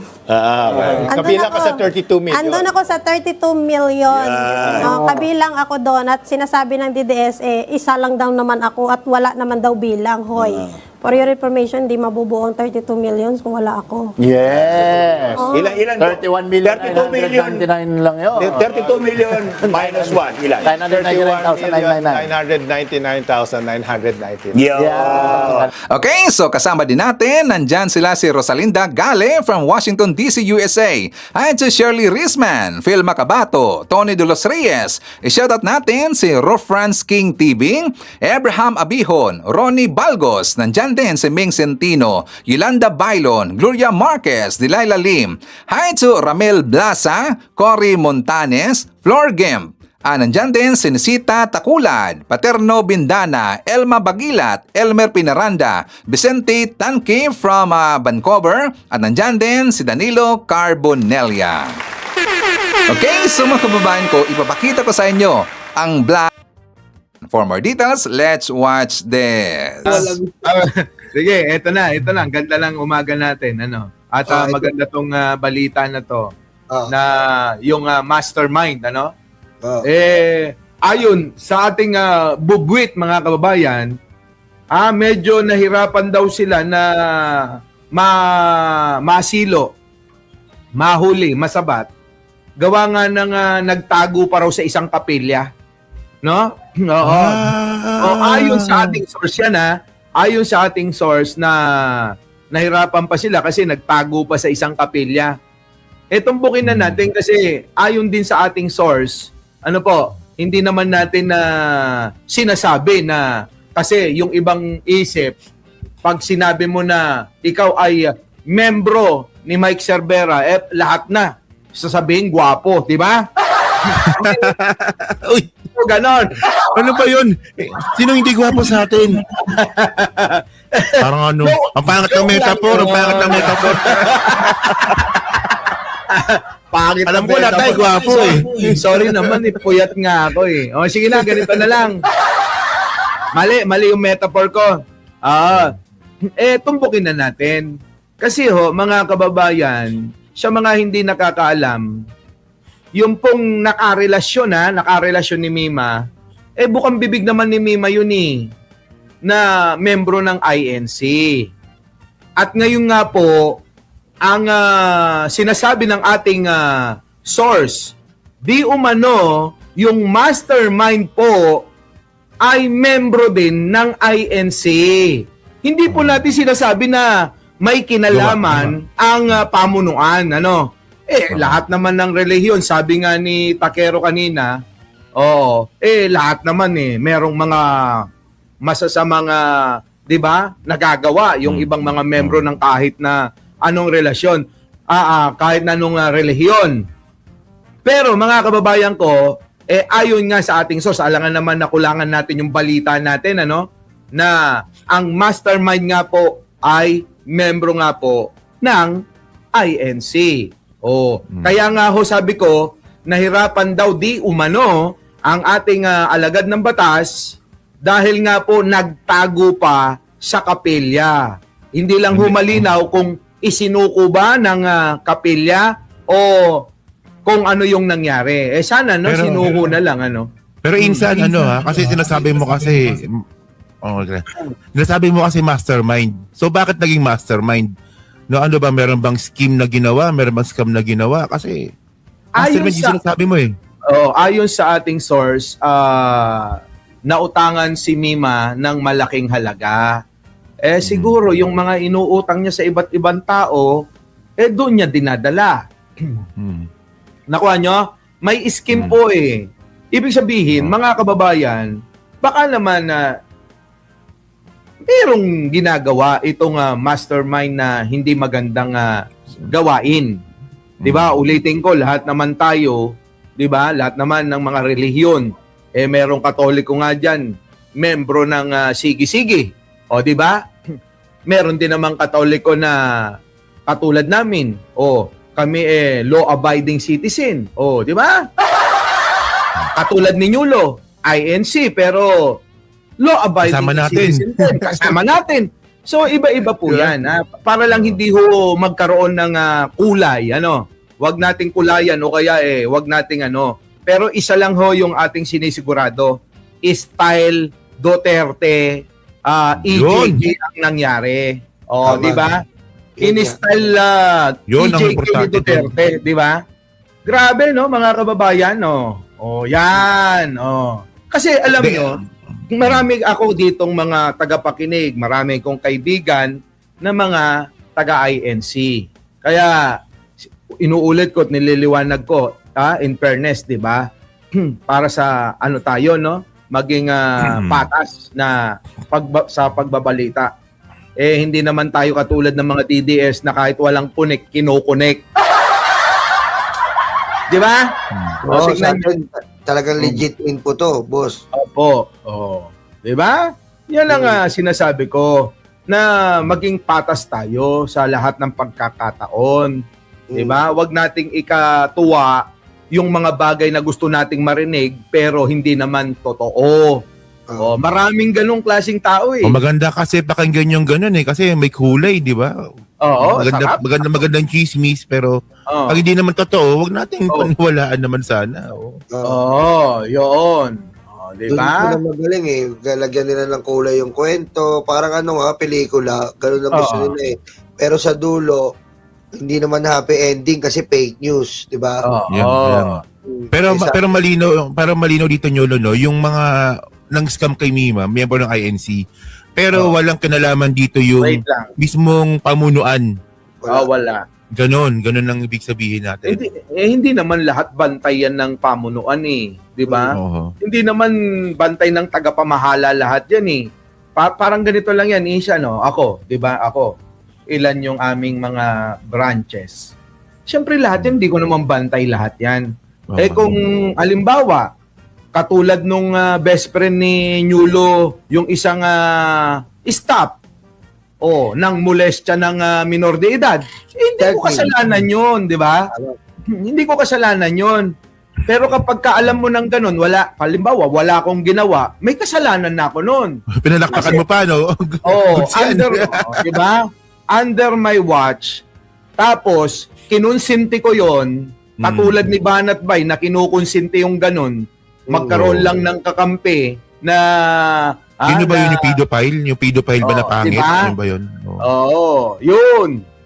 Kita mo? Diba? Yun ang mali. Pero kapag hindi mo alam. Pagka alam mo na, dapat kumilos ka na. Ganon. Ngayon. Boss Mike, ano bang update bago natin ituloy ito? Ano bang update sa'yo ni Koy dito sa Samar? May nasabi ba ngayon si Koy sa'yo? Hindi, okay naman at una doon na siya titira. Doon na titira si Koy Ito, matutuwa yung mga Martinico nito. Sasabihin ka. Bayan. Ito kasi ako tinawagan nga doon na may konting problema. Yung pala nagkaroon ng miscommunication, hindi nagkaunawaan. Konting misunderstanding. Ganon Hindi nagkaunawaan yun naman pala ang nangyari may grabe si Ninong. May pagtingin pala si Ninong kay Mima na iba. Yun! Ay, magbe-bell muna ako. Maganda pala bell mo. Martinico Tumawag nga sa akin si Koy. Sabi sa akin ni Koy, hindi ko makontak si Mike, kaya ikaw ang kinontak ko. Bakit na naman?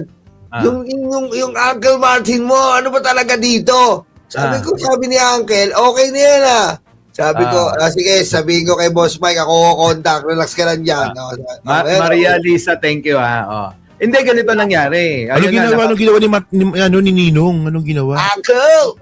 Di, talagang kasi nga may special na pagtingin kay Mima lahat ng gastos naman doon sa Samar, yung siya na nagpuno. Grabe naman talaga yun. Kita mo, di ba? Bel!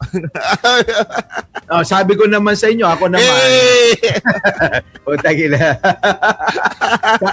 sa akin naman, di ba, kapag ka maganda, purihin yung nagawa. Di ba? Para sa akin, maganda yon dahil kailangan ni Mima talaga, kailangan ng pamilya ni Mima yon eh. Kaya, the best si Ninong nyo rito. De, pero insan, no, kasi si nanay, ang daming blessing nga na natanggap, no? So, sana magamit nito sa negosyo para hindi maubos kaagad, no? Tapos, sana lang din kasi alam naman natin yung pera mabilis maubos eh. So, sana, kung may kamag-anak na lumapit, wag bigyan, hindi naman sa nagdadamot kasi yung kung pangit isipin, no, na yung kapalit nito yung buhay ni Mima eh, di ba? Sana gano'n. Wait lang, natutuwa yung mga Martinico. Boss, 1 point daw kami, 1 point. Patay ka wala. Ito nga no? Walang yan. Ako pa yung inutusan. Sabi, kausapin mo naman sila, Martin, para matapos na tong problema. Sabi ko, talagang ako pa talaga kakausap. Boss, gano'n mo kamahal si Mima, no? Oo, buta, sinakripisyo ko yung pride ko. Yung ego. Yung ego. Tapos pinapakita ko nga sa kanila, nandun tayo sa, alam mo yung hanging bridge sa Singapore, yung yung minumura mo doon si Uncle Martin. Putang ina yan eh. Paano tayo aawit sa Pilipinas, hindi pa nakukulong yung Uncle Martin mo, sabi mo kay di ba? Pero insan natawa din ako dun eh kasi may pagkakataon na nagkainitan kayo ni Mima dyan dahil kay Uncle Martin eh. Nakita ko yun eh. Nag-post ka sa kanya, siya pinapatamaan mo eh. Sipin mo, Nyolo. Magkasama sa bahay, pre. Nag-post para kay Mima. Kaya nga eh. Pinatamaan si Mima. Harap-harapan yan. Doon nga sa Golden Buddha eh. Sa Golden Buddha. Sa Malaysia, sabi niya. Kayo mga Martinico, paano nyo malulusot kayo yung Uncle Martin nyo, tatanta rin na ng kaso. Hindi. Kami naman. Pero kilala naman natin si Mima na talagang Martinico eh, no? At kilala naman natin si Boss Mike na Anti-Martin.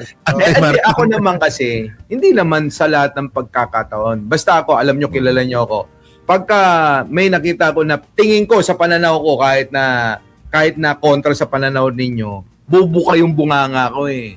Pero kapag tama, kahit hindi rin sang-ayong kayo, bubuka pa rin yung bunganga ko. Ganun ako eh. Kaya nga sabi nga ng mga dides kilala ka namin ganyan bakit kay Sarah hindi ka ganyan? Sabi ko, bakit? May nagawa na bang mabuti si Sarah? Di ba? Yun. Kaya sorry na lang sa mga kaibigan natin sa kabila, di ba? Hindi si Sarah ngayon, humingi ng catering sa mga sa mga staff niya, no? Pero by the way, Insan, balik tayo dun sa scheme kay Mima. Ikwento mo ano talaga nangyari? Ano ba talaga nangyari? Ano yung kinalaman ng 7? Ano yung kinalaman ng 2? Hindi ko alam. Tayo sarado naman na sa kaso na ito dahil tayo lang naman mga nakikichismis na sa mga kung ano na yung development. Ganun, pero diba? bakit pito yung hinuli, no? Talaga napagtulungan talaga si Alicia, ibig sabihin? Baka naman, Baka naman sabi nga, unang balita, membro ng sindikato. Baka na sindikato talaga dahil marami. Kasi may naalala ko na binanggit si Mima na gusto niya ng magpa-convert talaga ng INC. Sabi niya sa akin, Boss Mike, magpapa-convert na kaya ako ng INC. Sabi ko, bakit? Bakit? Wala naman akong tutol doon, di ba? Kasi yan, pananampalataya yan. Sabi ko, bakit? Anong dahilan? Di ba? Kasi yung boyfriend ko, nakasama, na barel. INC rin. Parang gusto niya magpakasal sila sa simbahan ng INC.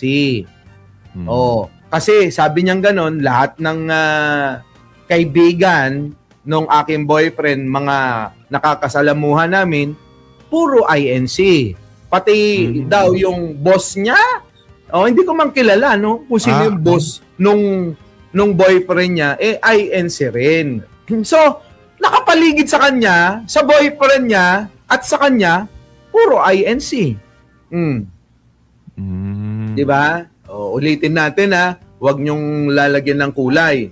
Ito lang ho yung balita na nakuha natin sa pinagkakatiwalaan nating source. Diba? Pero ganito, insan, kung INC yun, malabang DDS din yun. Malamang lang.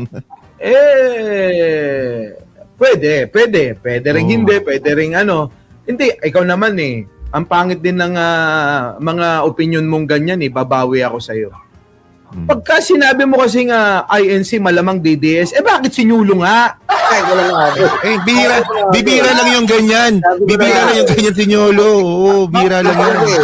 Alam ko na landing Ako na naman Makmak, Makmak. Hindi, Nyulo, in fairness naman sa'yo, diba? Kasi to si Takero minsan parang ako rin Hindi ganito kasi marami. Malinaw yung camera, kitang-kita Hindi kasi insan. Marami akong kilalang mga INC talaga na hindi naman DDS dati. Pero simula nga nung nagrari-rally sila, naging DDS na ngayon. Marami ako, essentially may mga vlogger ako sinusundan talaga na tungkol sa business. Tapos nung nalaman ko INC pala, naging DDS. Kaya stereotype, no? Parang ganun yung nangyari ngayon yun. INC, DDS, di ba? Pero sinyolo. pero si RRTV Vlogs yan, kaibigan ni Kayla. INC din pala yun, pero hindi siya DDS. Maraming INC nanonood sa akin dito. Marami akong followers na mga ka-senior ko na mga INC ba. Yung iba nga dito, ang dami dito mga pero hindi sila DDS. Hindi sila DDS. Ayaw nila doon kay Marcoleta ayaw din nila kay Marcoleta. Parang si Nyulo, ayaw niya kay Marcoleta. Ako yan Diba? So, ibig sabihin nga, may kanya-kanyang pananaw pa rin May kanya-kanyang Kaya hindi ako naniniwala na yun sinasabi nila na kulto. Kasi kung kulto yan, wala nang katulad ng mga nandito at wala nang katulad ni Nyulo. Kasi sa akin naman magkaroon tayo ng respeto sa paniniwala. Kasi ibang usapin yung paniniwala sa ating sinamahang organisasyon o relihiyon. Kasi ganun din naman 'di ba? Tayo rin meron tayong paniniwala. Gusto rin natin na tayo ay irespeto nila the way ng paniniwala natin at pananampalataya. Boss. Kapag pag-uusapan na natin ang pananampalataya, paniniwala, kung sino ang Diyos, kung sino ang ikalawa, kung sino ang kung ano pa man, malalim yan. Hindi dapat yan na para sa akin wala akong panahon at hindi ako kailanman makikipagdebate o iaangat ko yung paniniwala ko dahil akin na lang yun. Boss Mike, linawin. May process na ba ako? Meron na. Gusto ko lang paliwanagan si Take kasi yung pumasok ako, yun yung nabanggit niya. Eto, meron akong kamag-anak na INC sa Bulacan, sa Santa Maria. Ngayon, syempre, tinanong ko. Ito tinanong ko to nung hindi lang netong sa EDSA. Yung meron sila sa Luneta, yung marami talaga sila. Diba? Yung napuno nila yung buong Luneta sa dami ng mga nakaputi, diba? Tinanong ko. Sabi ko, pwede ka naman di pumunta dyan kung hindi mo gugustuhin kung ayaw mo talaga Kasi galing siyang trabaho, kailangan niyang pumunta doon dahil parang order, parang kailangan daw. Kasi sa GC namin yung sinagot ko siya, pwede ka naman hindi pumunta dyan kung ayaw mo naman talaga, di magpahinga ka na lang. Ang sabi daw, ang ayon lang dun sa pinsan ko, ang sabi, kapag hindi ka naman pumunta, parang mababatas ka, parang obligado ka na pumunta at hindi ka makakahindi. Baka naman hindi naintindihan yung Kaya pumunta pa rin yung pinsan ko. Kumbaga yung pinsan ko naman, kumbaga siya pagdating sa politika, wala siyang paki kung ano yung nangyayari sa politika. Tama yung sinasabi nga ni Boss Mike na merong mga tao dito, hindi sila kulto. Sila talaga ay merong kanya-kanya lang talaga tayong paniniwala. O kunwari ako, Mormons. Si Boss Mike, kunwari Katoliko, hindi ko ipipilit na, Boss Mike, Mormons ako. Ito, paniwalaan mo to. Iengganyohin kita. Hindi. Kasi alam nyo, napakahaba at napakahirap pag-usapan ng relihiyon. Endless. Walang nanalo dyan pag-usapang relihiyon. Kita nyo yung mga gera na napagsimulan ng relihiyon, walang nanalo. Lahat devastated. Kaya pag-usapang politika, yun, labo-labo tayo, pero pag-usapang relihiyon. Pero yung mahirap kasi yung mahirap kasi bakit pag yung politika haluan pa ng religion mas magulo pag-usapan yun. Mas labo-labo yan. Diba, Take, meron tayong kasabihan, ang Estado hindi pwedeng makialam sa relihiyon. Oo.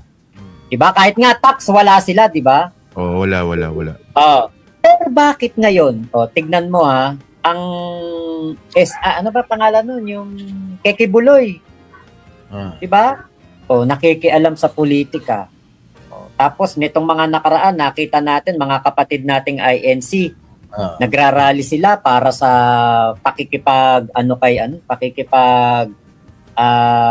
pagtatanggol kay Marcoleta. Ba't ako napunta rito sa malaki?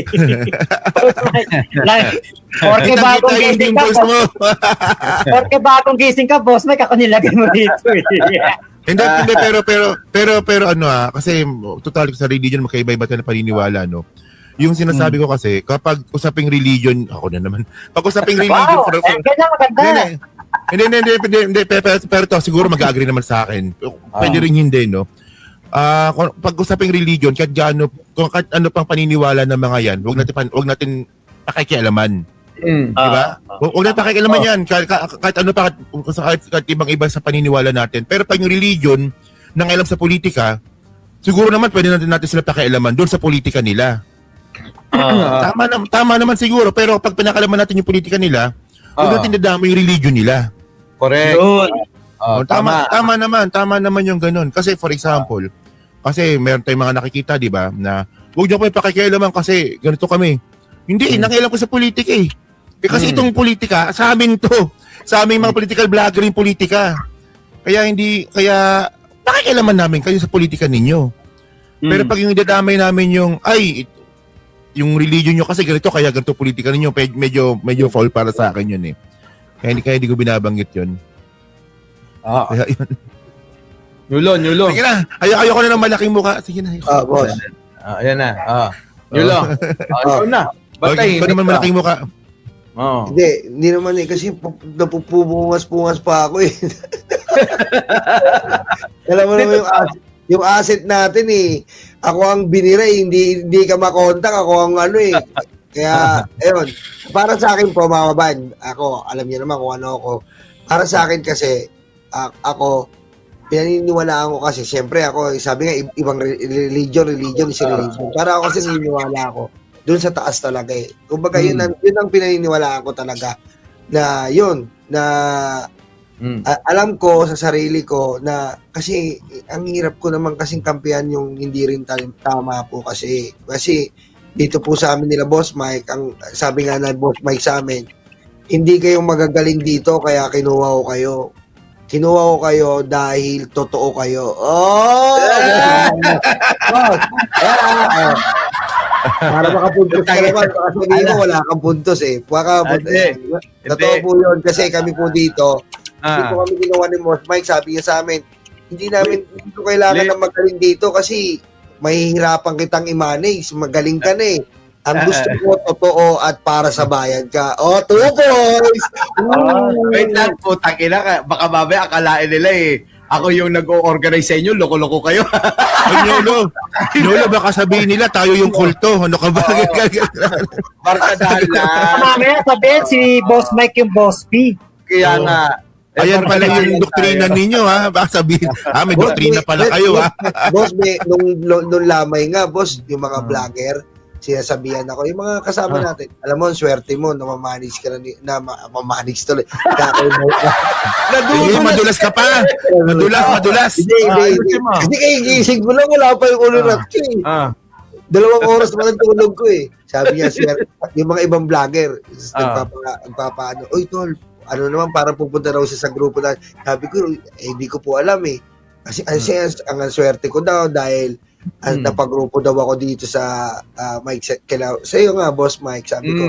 Sabi ko, hindi ko naman po inasahan to. Hindi, malay ko ba na wala silang dating, kailangan nilang may tsura na mag-aangat sa grupo.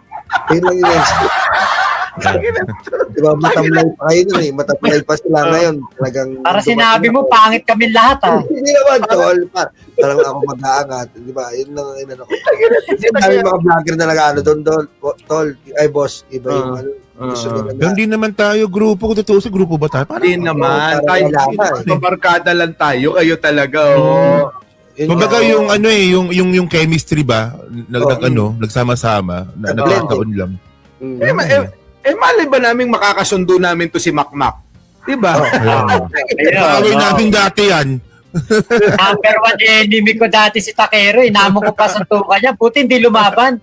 Puta rin na, kaya pala ako itiklop sa pito nito. Ang laki. Hanggang deti lang ako ni Takero. Pag niyayakap ko si Takero, hanggang deti lang ako eh. Yan, laking tao. Ang laki. Pero marami tayong natutunan doon na eventually pala, bakit magkaiba kayo ng paniniwala, may pagkakataon magkakasundo rin kayo eh. Kaya ganoon din sa politika, dito sa politika, ganoon din. Tingin ko lang na baka mamaya sa ibang pagkakataon makasundo natin yung ibang mga DDS kahit mga tanga sila, di ba? Naging tanga lang sila sa magiging DDS nila, yun lang. Alam mo, tol, maganda nga. Alam mo ito, nagustuhan ko lang ito. So bakit, bigyan natin ng tribute tong natin, samahan natin dahil natapos natin si Mima. Ang nagustuhan ko lang dito sa samahan natin, yung marunong makinig, alam mo yon, di ba? May sariling follow ba na hindi mo na kailangan na pag sinita mo, hindi na yung talagang nakikinig. Ayun ang maganda kasi, nakikinig. Hindi yung sino ba to para magsaway ka sa akin? Vlogger ka rin lang naman. Pero dito nakikinig. Wala sa atin. Walang ganun sa atin. Diba? Hindi katulad na for the views ka talaga na porque gusto mo to. Isipin mo, di ba Nyolo, no? Dito sa kaso ni Mima, kung for the views tayo, talagang binakbakan natin to eh. Oo. Di ba? Talagang, si Mima ganyan, lahat sinabi na lahat. Pero tayo, sinabi na natin yung sinasabi sa atin ng investigasyon kasi may mga nagsasabi sa atin. Pero tayo, ano tayo, tumiming tayo. Nasabi natin kung kailan yung tamang oras, di ba? Kasi kung for the views tayo, di ba? Talagang, ako. So, ayun na nga, balikan natin itong breaking news natin, balikan natin. Kasi nga, Masakay mo muna yung boss, kasi may lumalabas eh. Isabihin mo na yung totoong utang sa ni Mima kasi baka nilalabas na bayaran si Mima. Meron pang casino nga. May nakita pa akong comment tungkol daw sa casino. So, mali yun. Hindi tungkol sa casino yun, Ito, makinig ko kayo. Para sa akin lang ito, parang ano ba? Masasabing... yung basa mo lang sa nangyari. Yung tingin ko lang. Hindi tiyak. Kundi ito ay haka-haka lang na pananaw. Ano po? Ang basa ko dyan, si Mima, mukhang ito sabi nga sa balita, na ng sindikato, ang dami nahuli. 7 yung nahuli sa mga bagong dating. 7 na yung nahuli na di umano ay kasama doon sa 7 yung mga mastermind. Yun. So, halo-halo na yan. Lalaki, babae, ganon. Yung bali insult pala, Sham, kasi kasama yung gunman. Hindi, yung mukhang yung gunman na yung nagturo eh. Kasi di ba unang nahuli yung mga gunman. Tama rin yung sinabi ko nung nakaraan na talagang ituturo na itong dalawa na ito. Kasi ganito nangyari sa utang na lumalabas daw, di umano na 8 million na pautang daw ni Mima. Kasi nagpapautang din talaga si Mima. Sa mga hindi nyo nakakaalam, si Mima nagpapautang. Ang problema, siguro si Mima nasilaw Dahil pag nagpautang nagbabayad ng malaking interest. Di ba? Oh, ngayon, siguro, nung umabot ng ganun dahil nagbabalik ng interest ng ganyan, kung sino-sino na yung inuutangan ni Mima. Tulad ko. Para ipautang. Para ipautang. Oo. Ang nangyari kasi, yung utang niya sa akin na umabot ng 1.4, yung ano doon, 700, sa alahas yun Alam ni Nyulo yun Alam mo rin yun di ba? Oh, maganda yung alahas na yun Maganda yun. Nakita ko yun, suot niya nung nung Pasko. Makikita nyo sa mga vlog niya yun. 700 ko binenta sa kanya yun. Pero sabi niya, hinuhulog-hulugan. Hulog, walang interes hulog. Tapos, hindi pa niya na uumpisan na hulugan yung kwintas. May drama uli. May drama siya. Hindi naman, drama na sabi niya, Boss Mike, kailangan ng pera ng nanay ko. May iyak. Di ba tinanong ko yung nanay, hindi pala totoo. So na parang napilitan na yung bata, si Mima, na mangutang para ibigay dito sa mga sindikato na sinasabi ng kapulisan di yun yung may interest. Pero yun yung mga kababayan ko sabi niya, interesan ko Boss Mike ng 5%. Sa totoo lang, malaki yun. Malaki para sa akin yung 5%. Pero kasi yung mga ganun, yung mga biglaan, okay lang yun. 1 buwan, 2 buwan, hindi mabigat yun. Pero yung mahaba ng panahon, Nyulo, mabigat yun. Nakal ko na gets yun Di ba nabanggit, alam ba ni Mima yon? Ngayon, ito ang matindi kay Mima, Nyulo. Alam mo si Mima, mautak! Matalino si Mima Yung 5%, pinapautang niya naman ng 10%, 15%. Boss, malupit. Di ba? Yun na, malupit. So, lumalabas, boss, kasalanan mo. Utang bakit naman? Ikaw pala may kasalanan Ikaw pala Pinahiram mo Kung wala kang pinahiram, walang papautangin. Kasalanan mo yan. Joke lang. Di ba? Ito yung tanong ng mararami Yung sa pito ba, kasama ba dito yung boyfriend? Ay, yun ang hindi pa malinaw. Hindi pa natin alam Oo, hindi ako wala pa naman ako doon sa boyfriend kasi nga, 'di ba? Baka lang Baka lang. Pero pwedeng, doon ako pwedeng hindi. Ito natitiyak ko na talagang si Mima na porsige na mag-provide ng maraming pera kasi nasilaw din sa kinikita niya.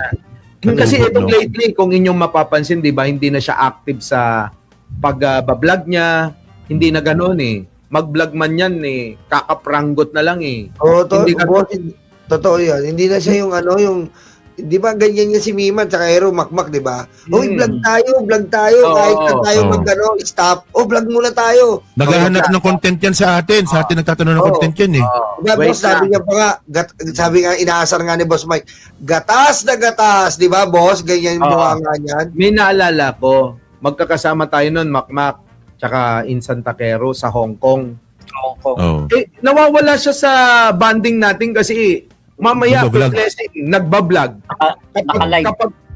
Kapag naka-live tayo, sisingit para sabay sa vlog. Masipag talaga, di ba? Yung ginagawa ni Mima, yung nakakatawa kay Mima, magla-live ako. Gagawin niya naman, magre-record siya. Kasi i-upload niya sa kanya. Yan. Diba? Ganyan siya. Ganun yung diskarte ni Mima sa sa buhay. Nga ako dito, Boss Mike, naalala ko kasi na-in-upload ko yung mga video sa Hong Kong, yung mga way back 2 years ago, mga ganyan. In-upload ko, naaalala ko si Takero, hindi magkandadala sa mga daladala ni Mime. Siya ang assistant ni Mime. Hindi magkandadala si Takero. Si Mima, video ng video. Yan! Vlog ng vlog. Kaya nga nung prinsesa talaga. Kaya nga Kaya nga, nung sunod na travel, umiwas na ako eh. O, teka lang sino kaya? Sino yung sumunod? Si Ballpoint yung sumunod. Balik sa'yo. Oo, si Ballpoint. Tapos si Nyolo rin nata. Oo, sa Malaysia daw. Hindi. Tawa kami ng tawa ni Jen kasi sabi ko, nandiyan si Nyulo, gagawin na naman taga-bit-bit ni Viva. Tawa kami ng tawa, taga-bit-bit ni Viva eh. Taga-bit-bit ng bag, taga-bit-bit ng charger, i-charge mo yung cellphone niya. Pag hindi nag-charge yung cellphone niya, kunwari, sinaksak mong gano'n pero hindi nag-charge. Kunwari, nasuksok mo lang pero hindi nag-charge, parang natanggal. Magagalit pa sa yun. Oo. Ibig sabihin, pinapaliwanag natin na si Mima masipag talagang bata sa pag-vlog niya, sa trabaho niya na, 'di ba? Yung mga content niya na maya't maya meron. Sasabihin pa noon, Mima, tara na, kain na tayo. Wait lang, tatapusin ko lang yung i-upload ko. 'Di ba? Wait lang, i-upload ko lang ito. Wait lang, i-schedule ko na. Kaya sabi ko, Mima, gawin mo na sa isang gawaan lahat ng content mo sa buong maghapon, schedule mo para hindi ka maabala kasi nawawala ka sa banding eh. Oo nga. Diba? Mga late niya, boss, tinitignan ko rin yung vlog niya. Wala na siyang vlog, tsaka yung iba na yung... Wala nang dating, bro. Hindi tulad dati, no? Parang gusto niya lang mairaos yung isang araw na may vlog ako eh. Parang hindi na yung wala na sa lalaki. Alam mo naman si Mima, sa lalaki. Pero yung, alam mo yung malupit dito na ginawa ni Mima sa Hong Kong sa akin nun, nag-vlog ng mga alas 11, tulog ako. Tapos, humihilik ako. Talagang parang talaga, ganun. Teka lang. Imbis na itigil yung vlog, nilapit pa talaga sa akin. Teka lang, humihilik. Hindi raw siya maintindihan kasi yung hilik ko daw. Pumunta na sa pinto, naririnig pa rin yung hilik ko. Pasensya na po mga minamahal. Hindi nyo ko maintindihan yung hilik ni Takero. Diba? Si Mima yun eh, no? Pag narinig mo na yung mga minamahal, yan na yun. Alam nyo, mga minamahal, diba? Ganun yun. Pero, eto na, balikan uli natin tong talakayan. Ayon sa ating source nga, na parang sinasabi, di umano, ay nagtago pang araw sa kapilya bago mahuli. Dapat daw nung nakarang araw pa, nahuli na. Oo. Hindi pa nga kilala na pala talaga. Ano pa lang. Diba, no? So, sino-sino ba yan? Diba? May mga babae ba? May mga lalaki? Ano ba, pinagkaisang ba si Mima? Marami pa tayong katanungan. Kung ito bang pito, ulitin natin sa mga bagong dating, 7 ho yung di umano ay mga mastermind sa pagpatay kay Mima ay nahuli na ho. 7 daw ho. So, antayin natin, baka magpa-press ko naman si General Nartates. Sa idol ko yan eh. Oo. At sana, wag nang ipakita ho yung PES. Wag nang takpan yung PES. Oo. Kailangan ipakita nyo na ho yung mukha, wag nyo nang tatakpan, sir. Oo. Para naman maging aware yung mga kababayan natin, baka sa mga susunod na panahon, mabiktima sila o makita yung mga mukha na yan, maiwasan ng mga tao. Di ba? Kasi po sa bagay, di ba? Sa bagay, doon daw ang nila, pero kailangan talaga mapakita yan kasi lalo na tong riding in tandem, di ba, boss? Mga mga hard killer na Duterte style kailangan mapakita yung mga ganyan para maiwasan tong mga to na mangyari uli yung mga ganitong bagay na kaya nilang kumitil ng tao para lang, di ba? Kasi siguro, boss, kala nila simpleng babae lang si Mima na hindi nila alam sasabog to ng ganito kalaki, di ba? In-underestimate nila. Tingin ko, kasi alam naman natin si Mima, aminin natin, tayo, mga magkakaibigan tayo, may pagka-uto-uto talaga si Mime. Di ba? May pagka-uto-uto na may mapagka, ano ba yung tawag doon na maldita na matapang na uto-uto na mabunganga. Yan. Pag sama-samahin nyo lahat yun. Ganun si Mima.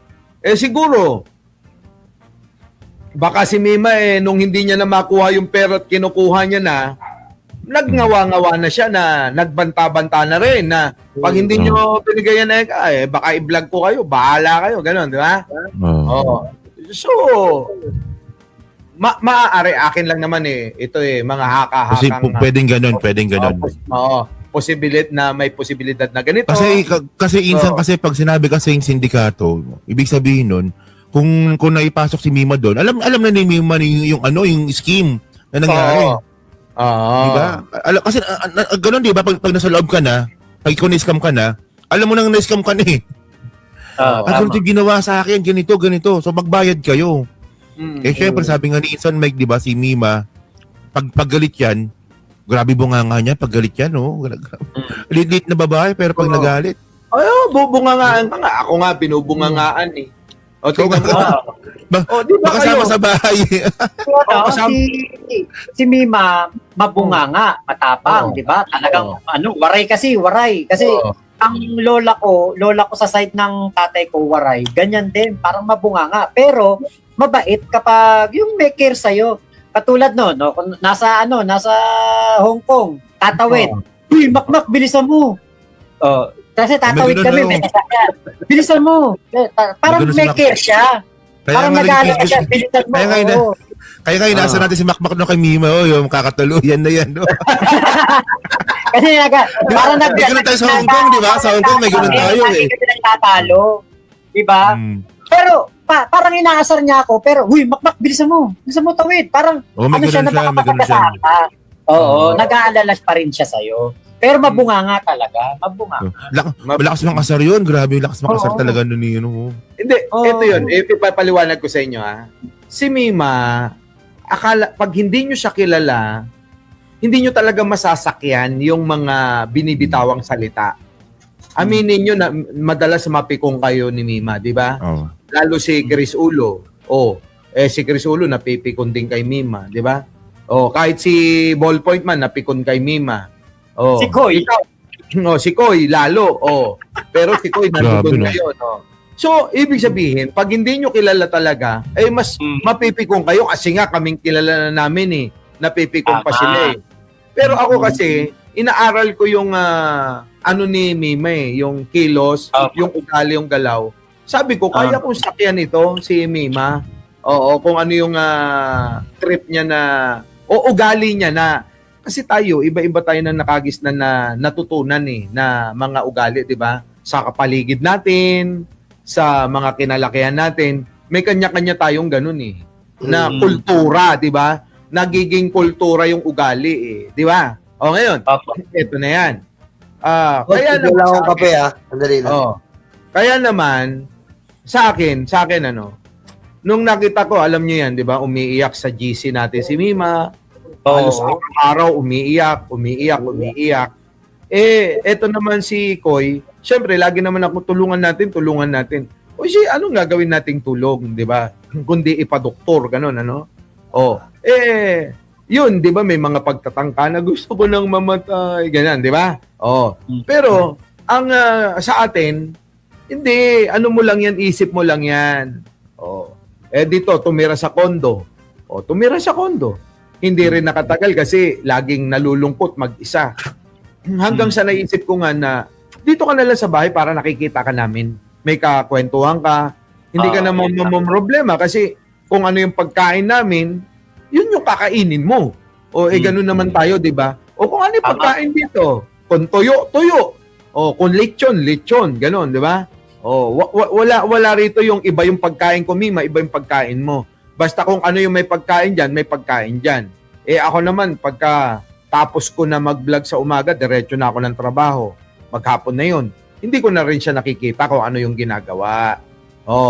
Pero, doon ko napagtanto na may mabuting kalooban si Mima dahil ang iniisip niya, pamilya niya, kapatid niya, pinag-aaral niya. 3! Kita mo 3 kapatid ni Mima, pinag-aaral niya. Minsan nga natanong niya ako, Boss Mike, pwede ko bang dalhin dito yung mga kapatid ko para sama-sama kami para pag nag-aral dyan na lang sa may school dyan sa lalakarin lang dito sa amin yun Di ba, Mac? Alam mo yun?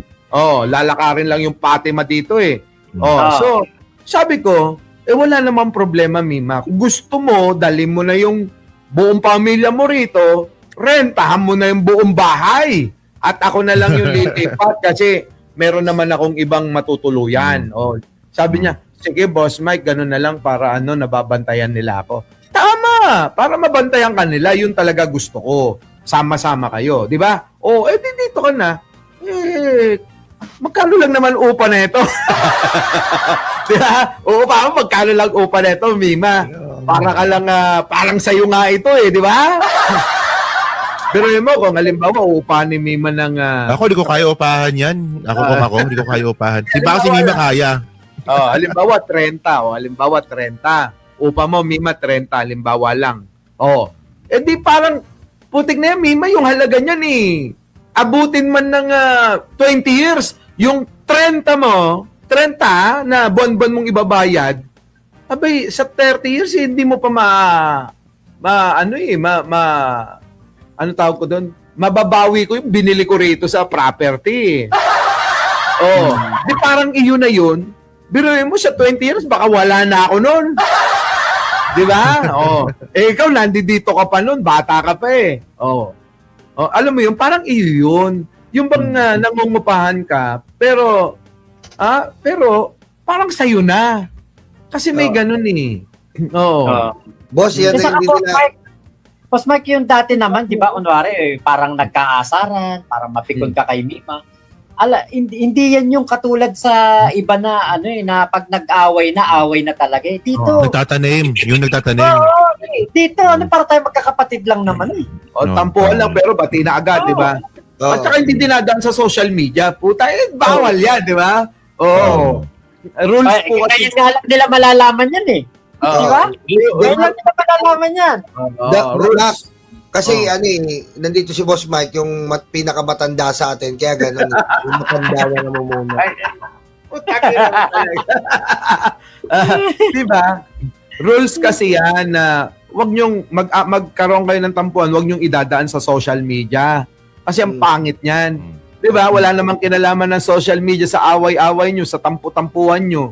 Bakit nyo dadalhin sa social media? Hindi naman makakatulong yung mga taga-suporta. Magatong pa yan Magugulahan pa sila, di ba? Yun yung lagi naming sinasabi. Tingnan nyo, sa kabila, lahat sila, kapag ka nagkatampuhan, social media agad. Si Banat Bay, si Maharlika, yung mga hindi naliligo. Hindi nga boss, kasi gaya nga ng kinukwento mo is galing kayo sa dating mga vlogger na, di ba? Tama. Yun sila kumbaga natuto na. Sa amin ni Inson Mike, napagdaanan na namin yung ganun Di ba? Si Bakbak. Napagdaanan namin yan, away social media, wala kang mapapala talaga dyan. No? Ito naman. Boss Mike, sandali lang. Sa sobrang pagmamahalan nga natin, may nagmahalan, patay. Eto tingnan nyo. Kami nila Makmak, ulitin ko. Kami yung mga bagong salta kami ni Takero sa social media.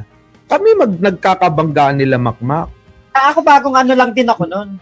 Bagong lang din ako noon Eto na, Boss Mike, may nag-comment si Chris Ulo, tignan mo, ayan na, nagsama daw sa isang frame yung anti-kulaong tsaka pro-kulaong.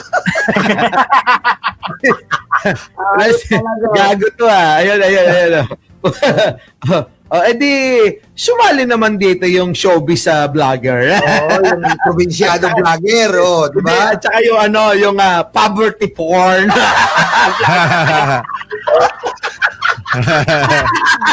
Uy, may umiepal na poverty porn kay Mima, Alam niyo, habang nagtitingin ako ng mga lumang video ko, meron akong isang video na naka-private. In-interview ko si MCM. Kasi nahanap ko yung interview ko kay MCM. Ngayon, nung sa haba ng video na yon, parang 2 oras at kalahati, putya, pag-click kong gano'n, hinahanap ko yung interview ko kay MCM, putya, nakita ko si Chris Ulo, payatot pa. Umakyat pala si Chris Ulo sa akin. Tapos, sinasabi niya, Yan nga si FLM, pinagtatanggol ko yan sa mga kamag-anak ko kasi talagang yan tumutulong. Marcos yan.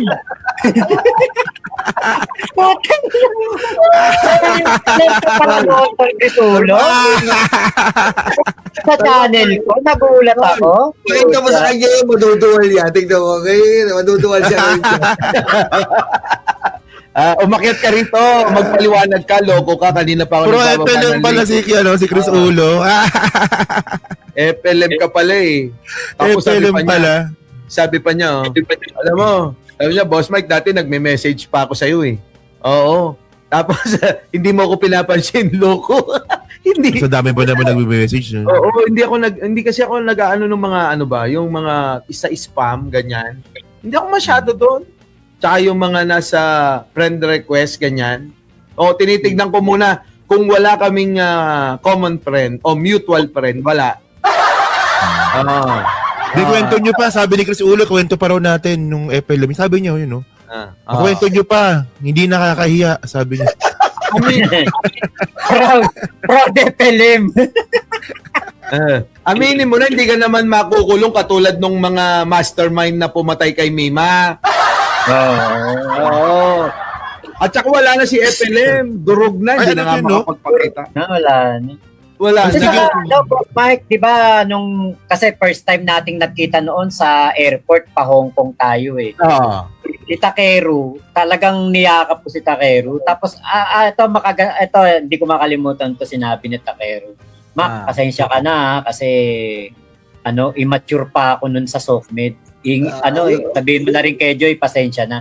Ano yung putya? Alam mo yung hindi ko iniisip yun, manggagaling kay Takeru yun. Kaya kada makikita ko si Takeru, tanungin niyo siya, niyayakap ko yan. Kasi, tsaka labang ko dati, tapos di ba parang biglang magiging ganun kayo na... Hindi kasi bago sa Socomed, pwede magmurahan dito, wala namang mahuhuling polis. Ganon Hindi, yung naalala nyo noon, meron doon online rambulan, mga ganon. Magpapandemya, may online rambulan, puta, isang comment talagang grabe ang banatan dun sa na yun. Sa page na yun. Talagang banatan, online rambulan. Kasi walang ganap dahil online lahat, dahil pandemya doon yung parang doon na nung napunta na ako na kay Kulaong, putya, ito. Tumutulong ka ako, tapos binabanatan ka ako nito mga to. Pagtanggol ko to, kasi Marcos daw nanay ko, mga Marcos. Putya, nung pala, putya, totoo pala sila Boss Mike. Sila Boss Mike pala nagsasabi ng totoo. Hindi, totoo. Alam mo, pasalamat. Meron akong gustong ipasalamat kay Norman Mangusin Alam mo yon. Kasi nung pandemic, depressed ako. Yung bang wala akong magawa.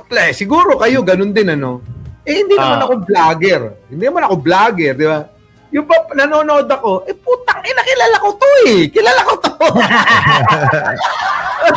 Kilala ko to Di ba? Parang, sabi ko noon, naalala ko uli yung mga salita na, pagka may magagawa ka, tapos hindi mo ginawa, ikaw yung pinakawalang kwentang tao sa mundo, sabi ng tatay ko.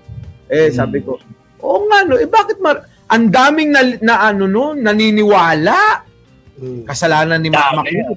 Ang daming naniniwala kay FLM, kaya yun, Mac, sabi ko, bahala na. Gawa nga lang ako ng isang video. Putang ina. Na-visit ako. Alam mo naman ako, Takero, di ba? Pagka binasya ko, talagang lalo akong manggigigil. Binasya ko. Ay, putang ina. Sige, bahala kayo dyan. Pero kita mo, di ba, Mac, hindi naman ako ganun ka-active noon dahil every other day o kaya twice a week lang ako mag-upload, ganun lang. Hindi man ako nagla-live, di ba? Saka si Boss Mike noon, maganda yung yung production niya, putya, talagang may editor na Ako, putya, ako lang mag-isa Pero ang gamit ko pa no cellphone, yung Asus na kakarag-karag, putang ina, pag nag-e-export ka ng video, biglang mamamatay. Naman, hayop na yan. Ganun lang ako Tapos yung kay Boss Mike, putya, pag pinanood mo, putang ina, full production, may sopa pang maganda. Anak ng keseng. Tapos ano pa yung Mac, yung bahay pa maganda no, palipat-lipat ng pwesto sa magandang angulo. Tapos ano ka nun, kasi ganito yun. Di ba, kuwari maglalabas si Boss Mike ng video, panaginip. Puta, tatawag sa akin si Kulaong, Mac, eto sagutin mo doon, eto sabihin mo, ganto ganyan. Tapos sabi sa akin, wag mo siyang pansinin. Huwag kang sasagot ng ano sa kanya, basta mag-vlog ka lang, sabihin mo, ganto ganyan. Yan. Pag nag-upload ako nun, kare, may upload si Boss Mike ngayong gabi. Kinabukasan, alas 8, upload ako. Sabi ko sa'yo, pag bago man ang halian, 250,000 yung views nun. Oo, grabe, no? Ang lakas. Ang lakas, oo. Pagdating ng di ba, upload ako alas 8. Yung i-upload ko ng alas 10, hindi ko ina-upload kasi para hindi masira algo daw eh. Kapag gano'n, huwag mo munang uploadan kasi para hindi tumigil yung algo. Upload ako ngayon alas 12.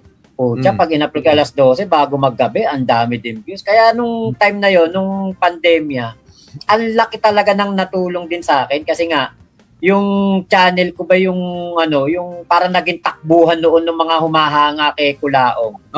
Kaya lang, nung namang umalis na ako, inaaya ko naman na sila, yung mga naniwala, ayaw naman sumama. O umabot pa sa punto. Milyon yung mga nakuha sa kanila. Di nila ako masisi kasi inaaya ko na sila. Sabi ko sa inyo, sumama na kayo sa akin. Ayaw naman nila.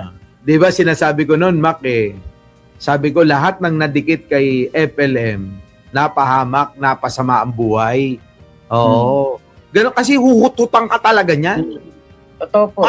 Parang may salitang hindi mo maintindihan na mapapapayag ka eh. Kahit matalino ka. Kaya nga, sabi namin, may agimat siguro talaga. Na kapag ka naligo, nawawala yung visa. Oo. Hindi, natanong mo ba sa kanya, si Norman Mangusin, bihira yan maligo. Palit-palit lang ng damit yan. Oo. Kaya pala naninilaw yung damit kasi blibage. Kaya nga, hindi talaga yan madalas maligo. Okay, so nandyan din kasama natin si Gil Coligado from Bacolod City, Merlin Aznar, Evangeline Rirolye, nandyan din si Corazon Mir, Ares, Maricres Hernandez from North Carolina, USA, nandyan din si Alberto Buyo from San Pablo City, Laguna, hi to Eleuterio Florendo, Rodi Fernandez, Lolita Ines, Leonardo Esteliero, nandyan din si Elma Nipes, Perla Obando, Agapi Jan Lagon, Ebra Dimao, Hank, and hi to Dean Cavander. Okay, so mga kababayan ko, yan natin manakalap na mga balita ngayong araw. Kung nakaabot ka po sa portion na to, sana nakapag-like na ho tayo. Libre po ang mag-share, libre din na mag-subscribe. Again, maraming salamat sa mga viewers na hindi nag-skip ng ating mga commercials. Thank you so much. At before natin tatapusin ang ating programa ngayong araw, sana sabayan nyo sa Sir Ivan para sa ating live messaging prayer. Amang makapangyarihan, maraming salamat po sa panibagong araw at sa iyong walang hanggang pagmamahal sa aming bayan. Idinadalangin namin ang aming Pangulong Ferdinand Bongbong Marcos Jr. Naway patuloy ninyo siyang pagkalooban ng karunungan, lakas ng loob, mabuting kalusugan at malinaw na pag-iisip upang magampanan niya ang kanyang tungkulin ng may katapatan, katarungan at pagmamahal sa sambayanang Pilipino. Iligtas ninyo siya sa anumang panganib, paninira, kasinungalingan at masasamang balak ng mga nagnanais maghasik ng kaguluhan. Balutin ninyo siya ng inyong banal na proteksyon. Gabayan ang bawat desisyong kanyang ginagawa at pagpalain ang kanyang pamilya at ang buong Pilipinas ng kapayapaan, pagkakaisa at kaunlaran. Naway manaig ang katotohanan, katarungan at kabutihan sa aming bansa. Idinadalangin ko ito sa pangalan ng ating Panginoong Jesucristo. Amen. So maraming salamat mga kababayan, and I hope to see you again on my next video.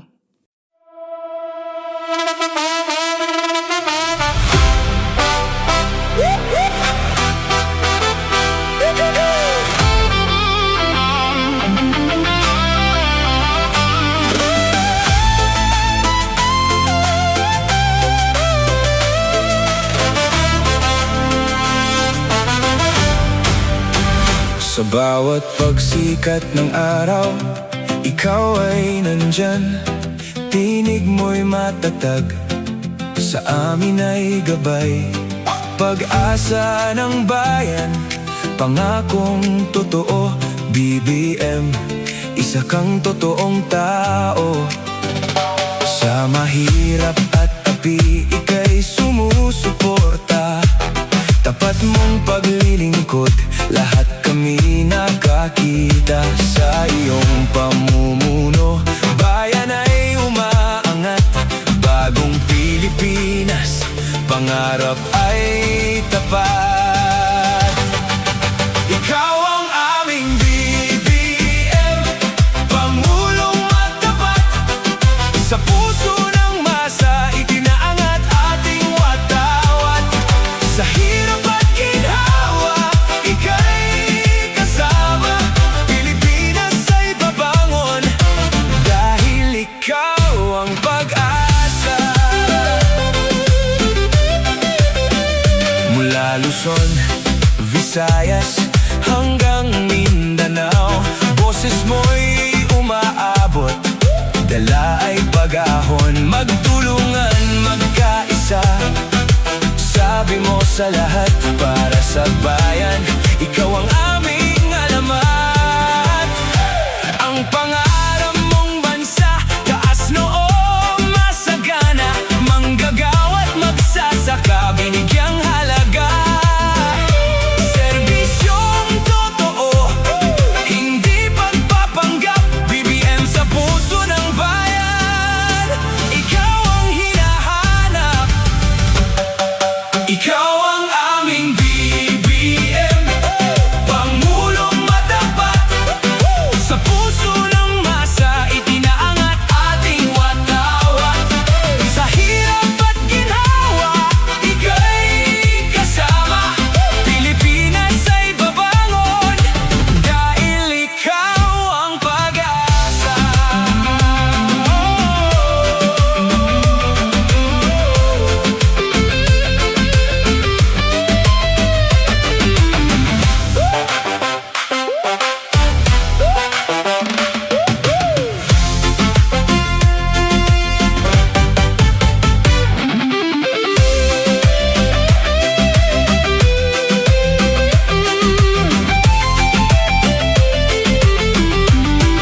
Ikaw ang aming BBM, Pangulong matapat. Sa puso ng masa, itinangat ating watawat. Sa hirap at ginhawa, ika'y kasama. Pilipinas ay babangon, dahil ikaw ang pag-asa. Kaya't kasama mo kami sa iyong at higain. Bagong Pilipinas, sabay nating kamtin, tapat at matulungin. Ikaw ang tunay, BBM, sa puso ng bayan.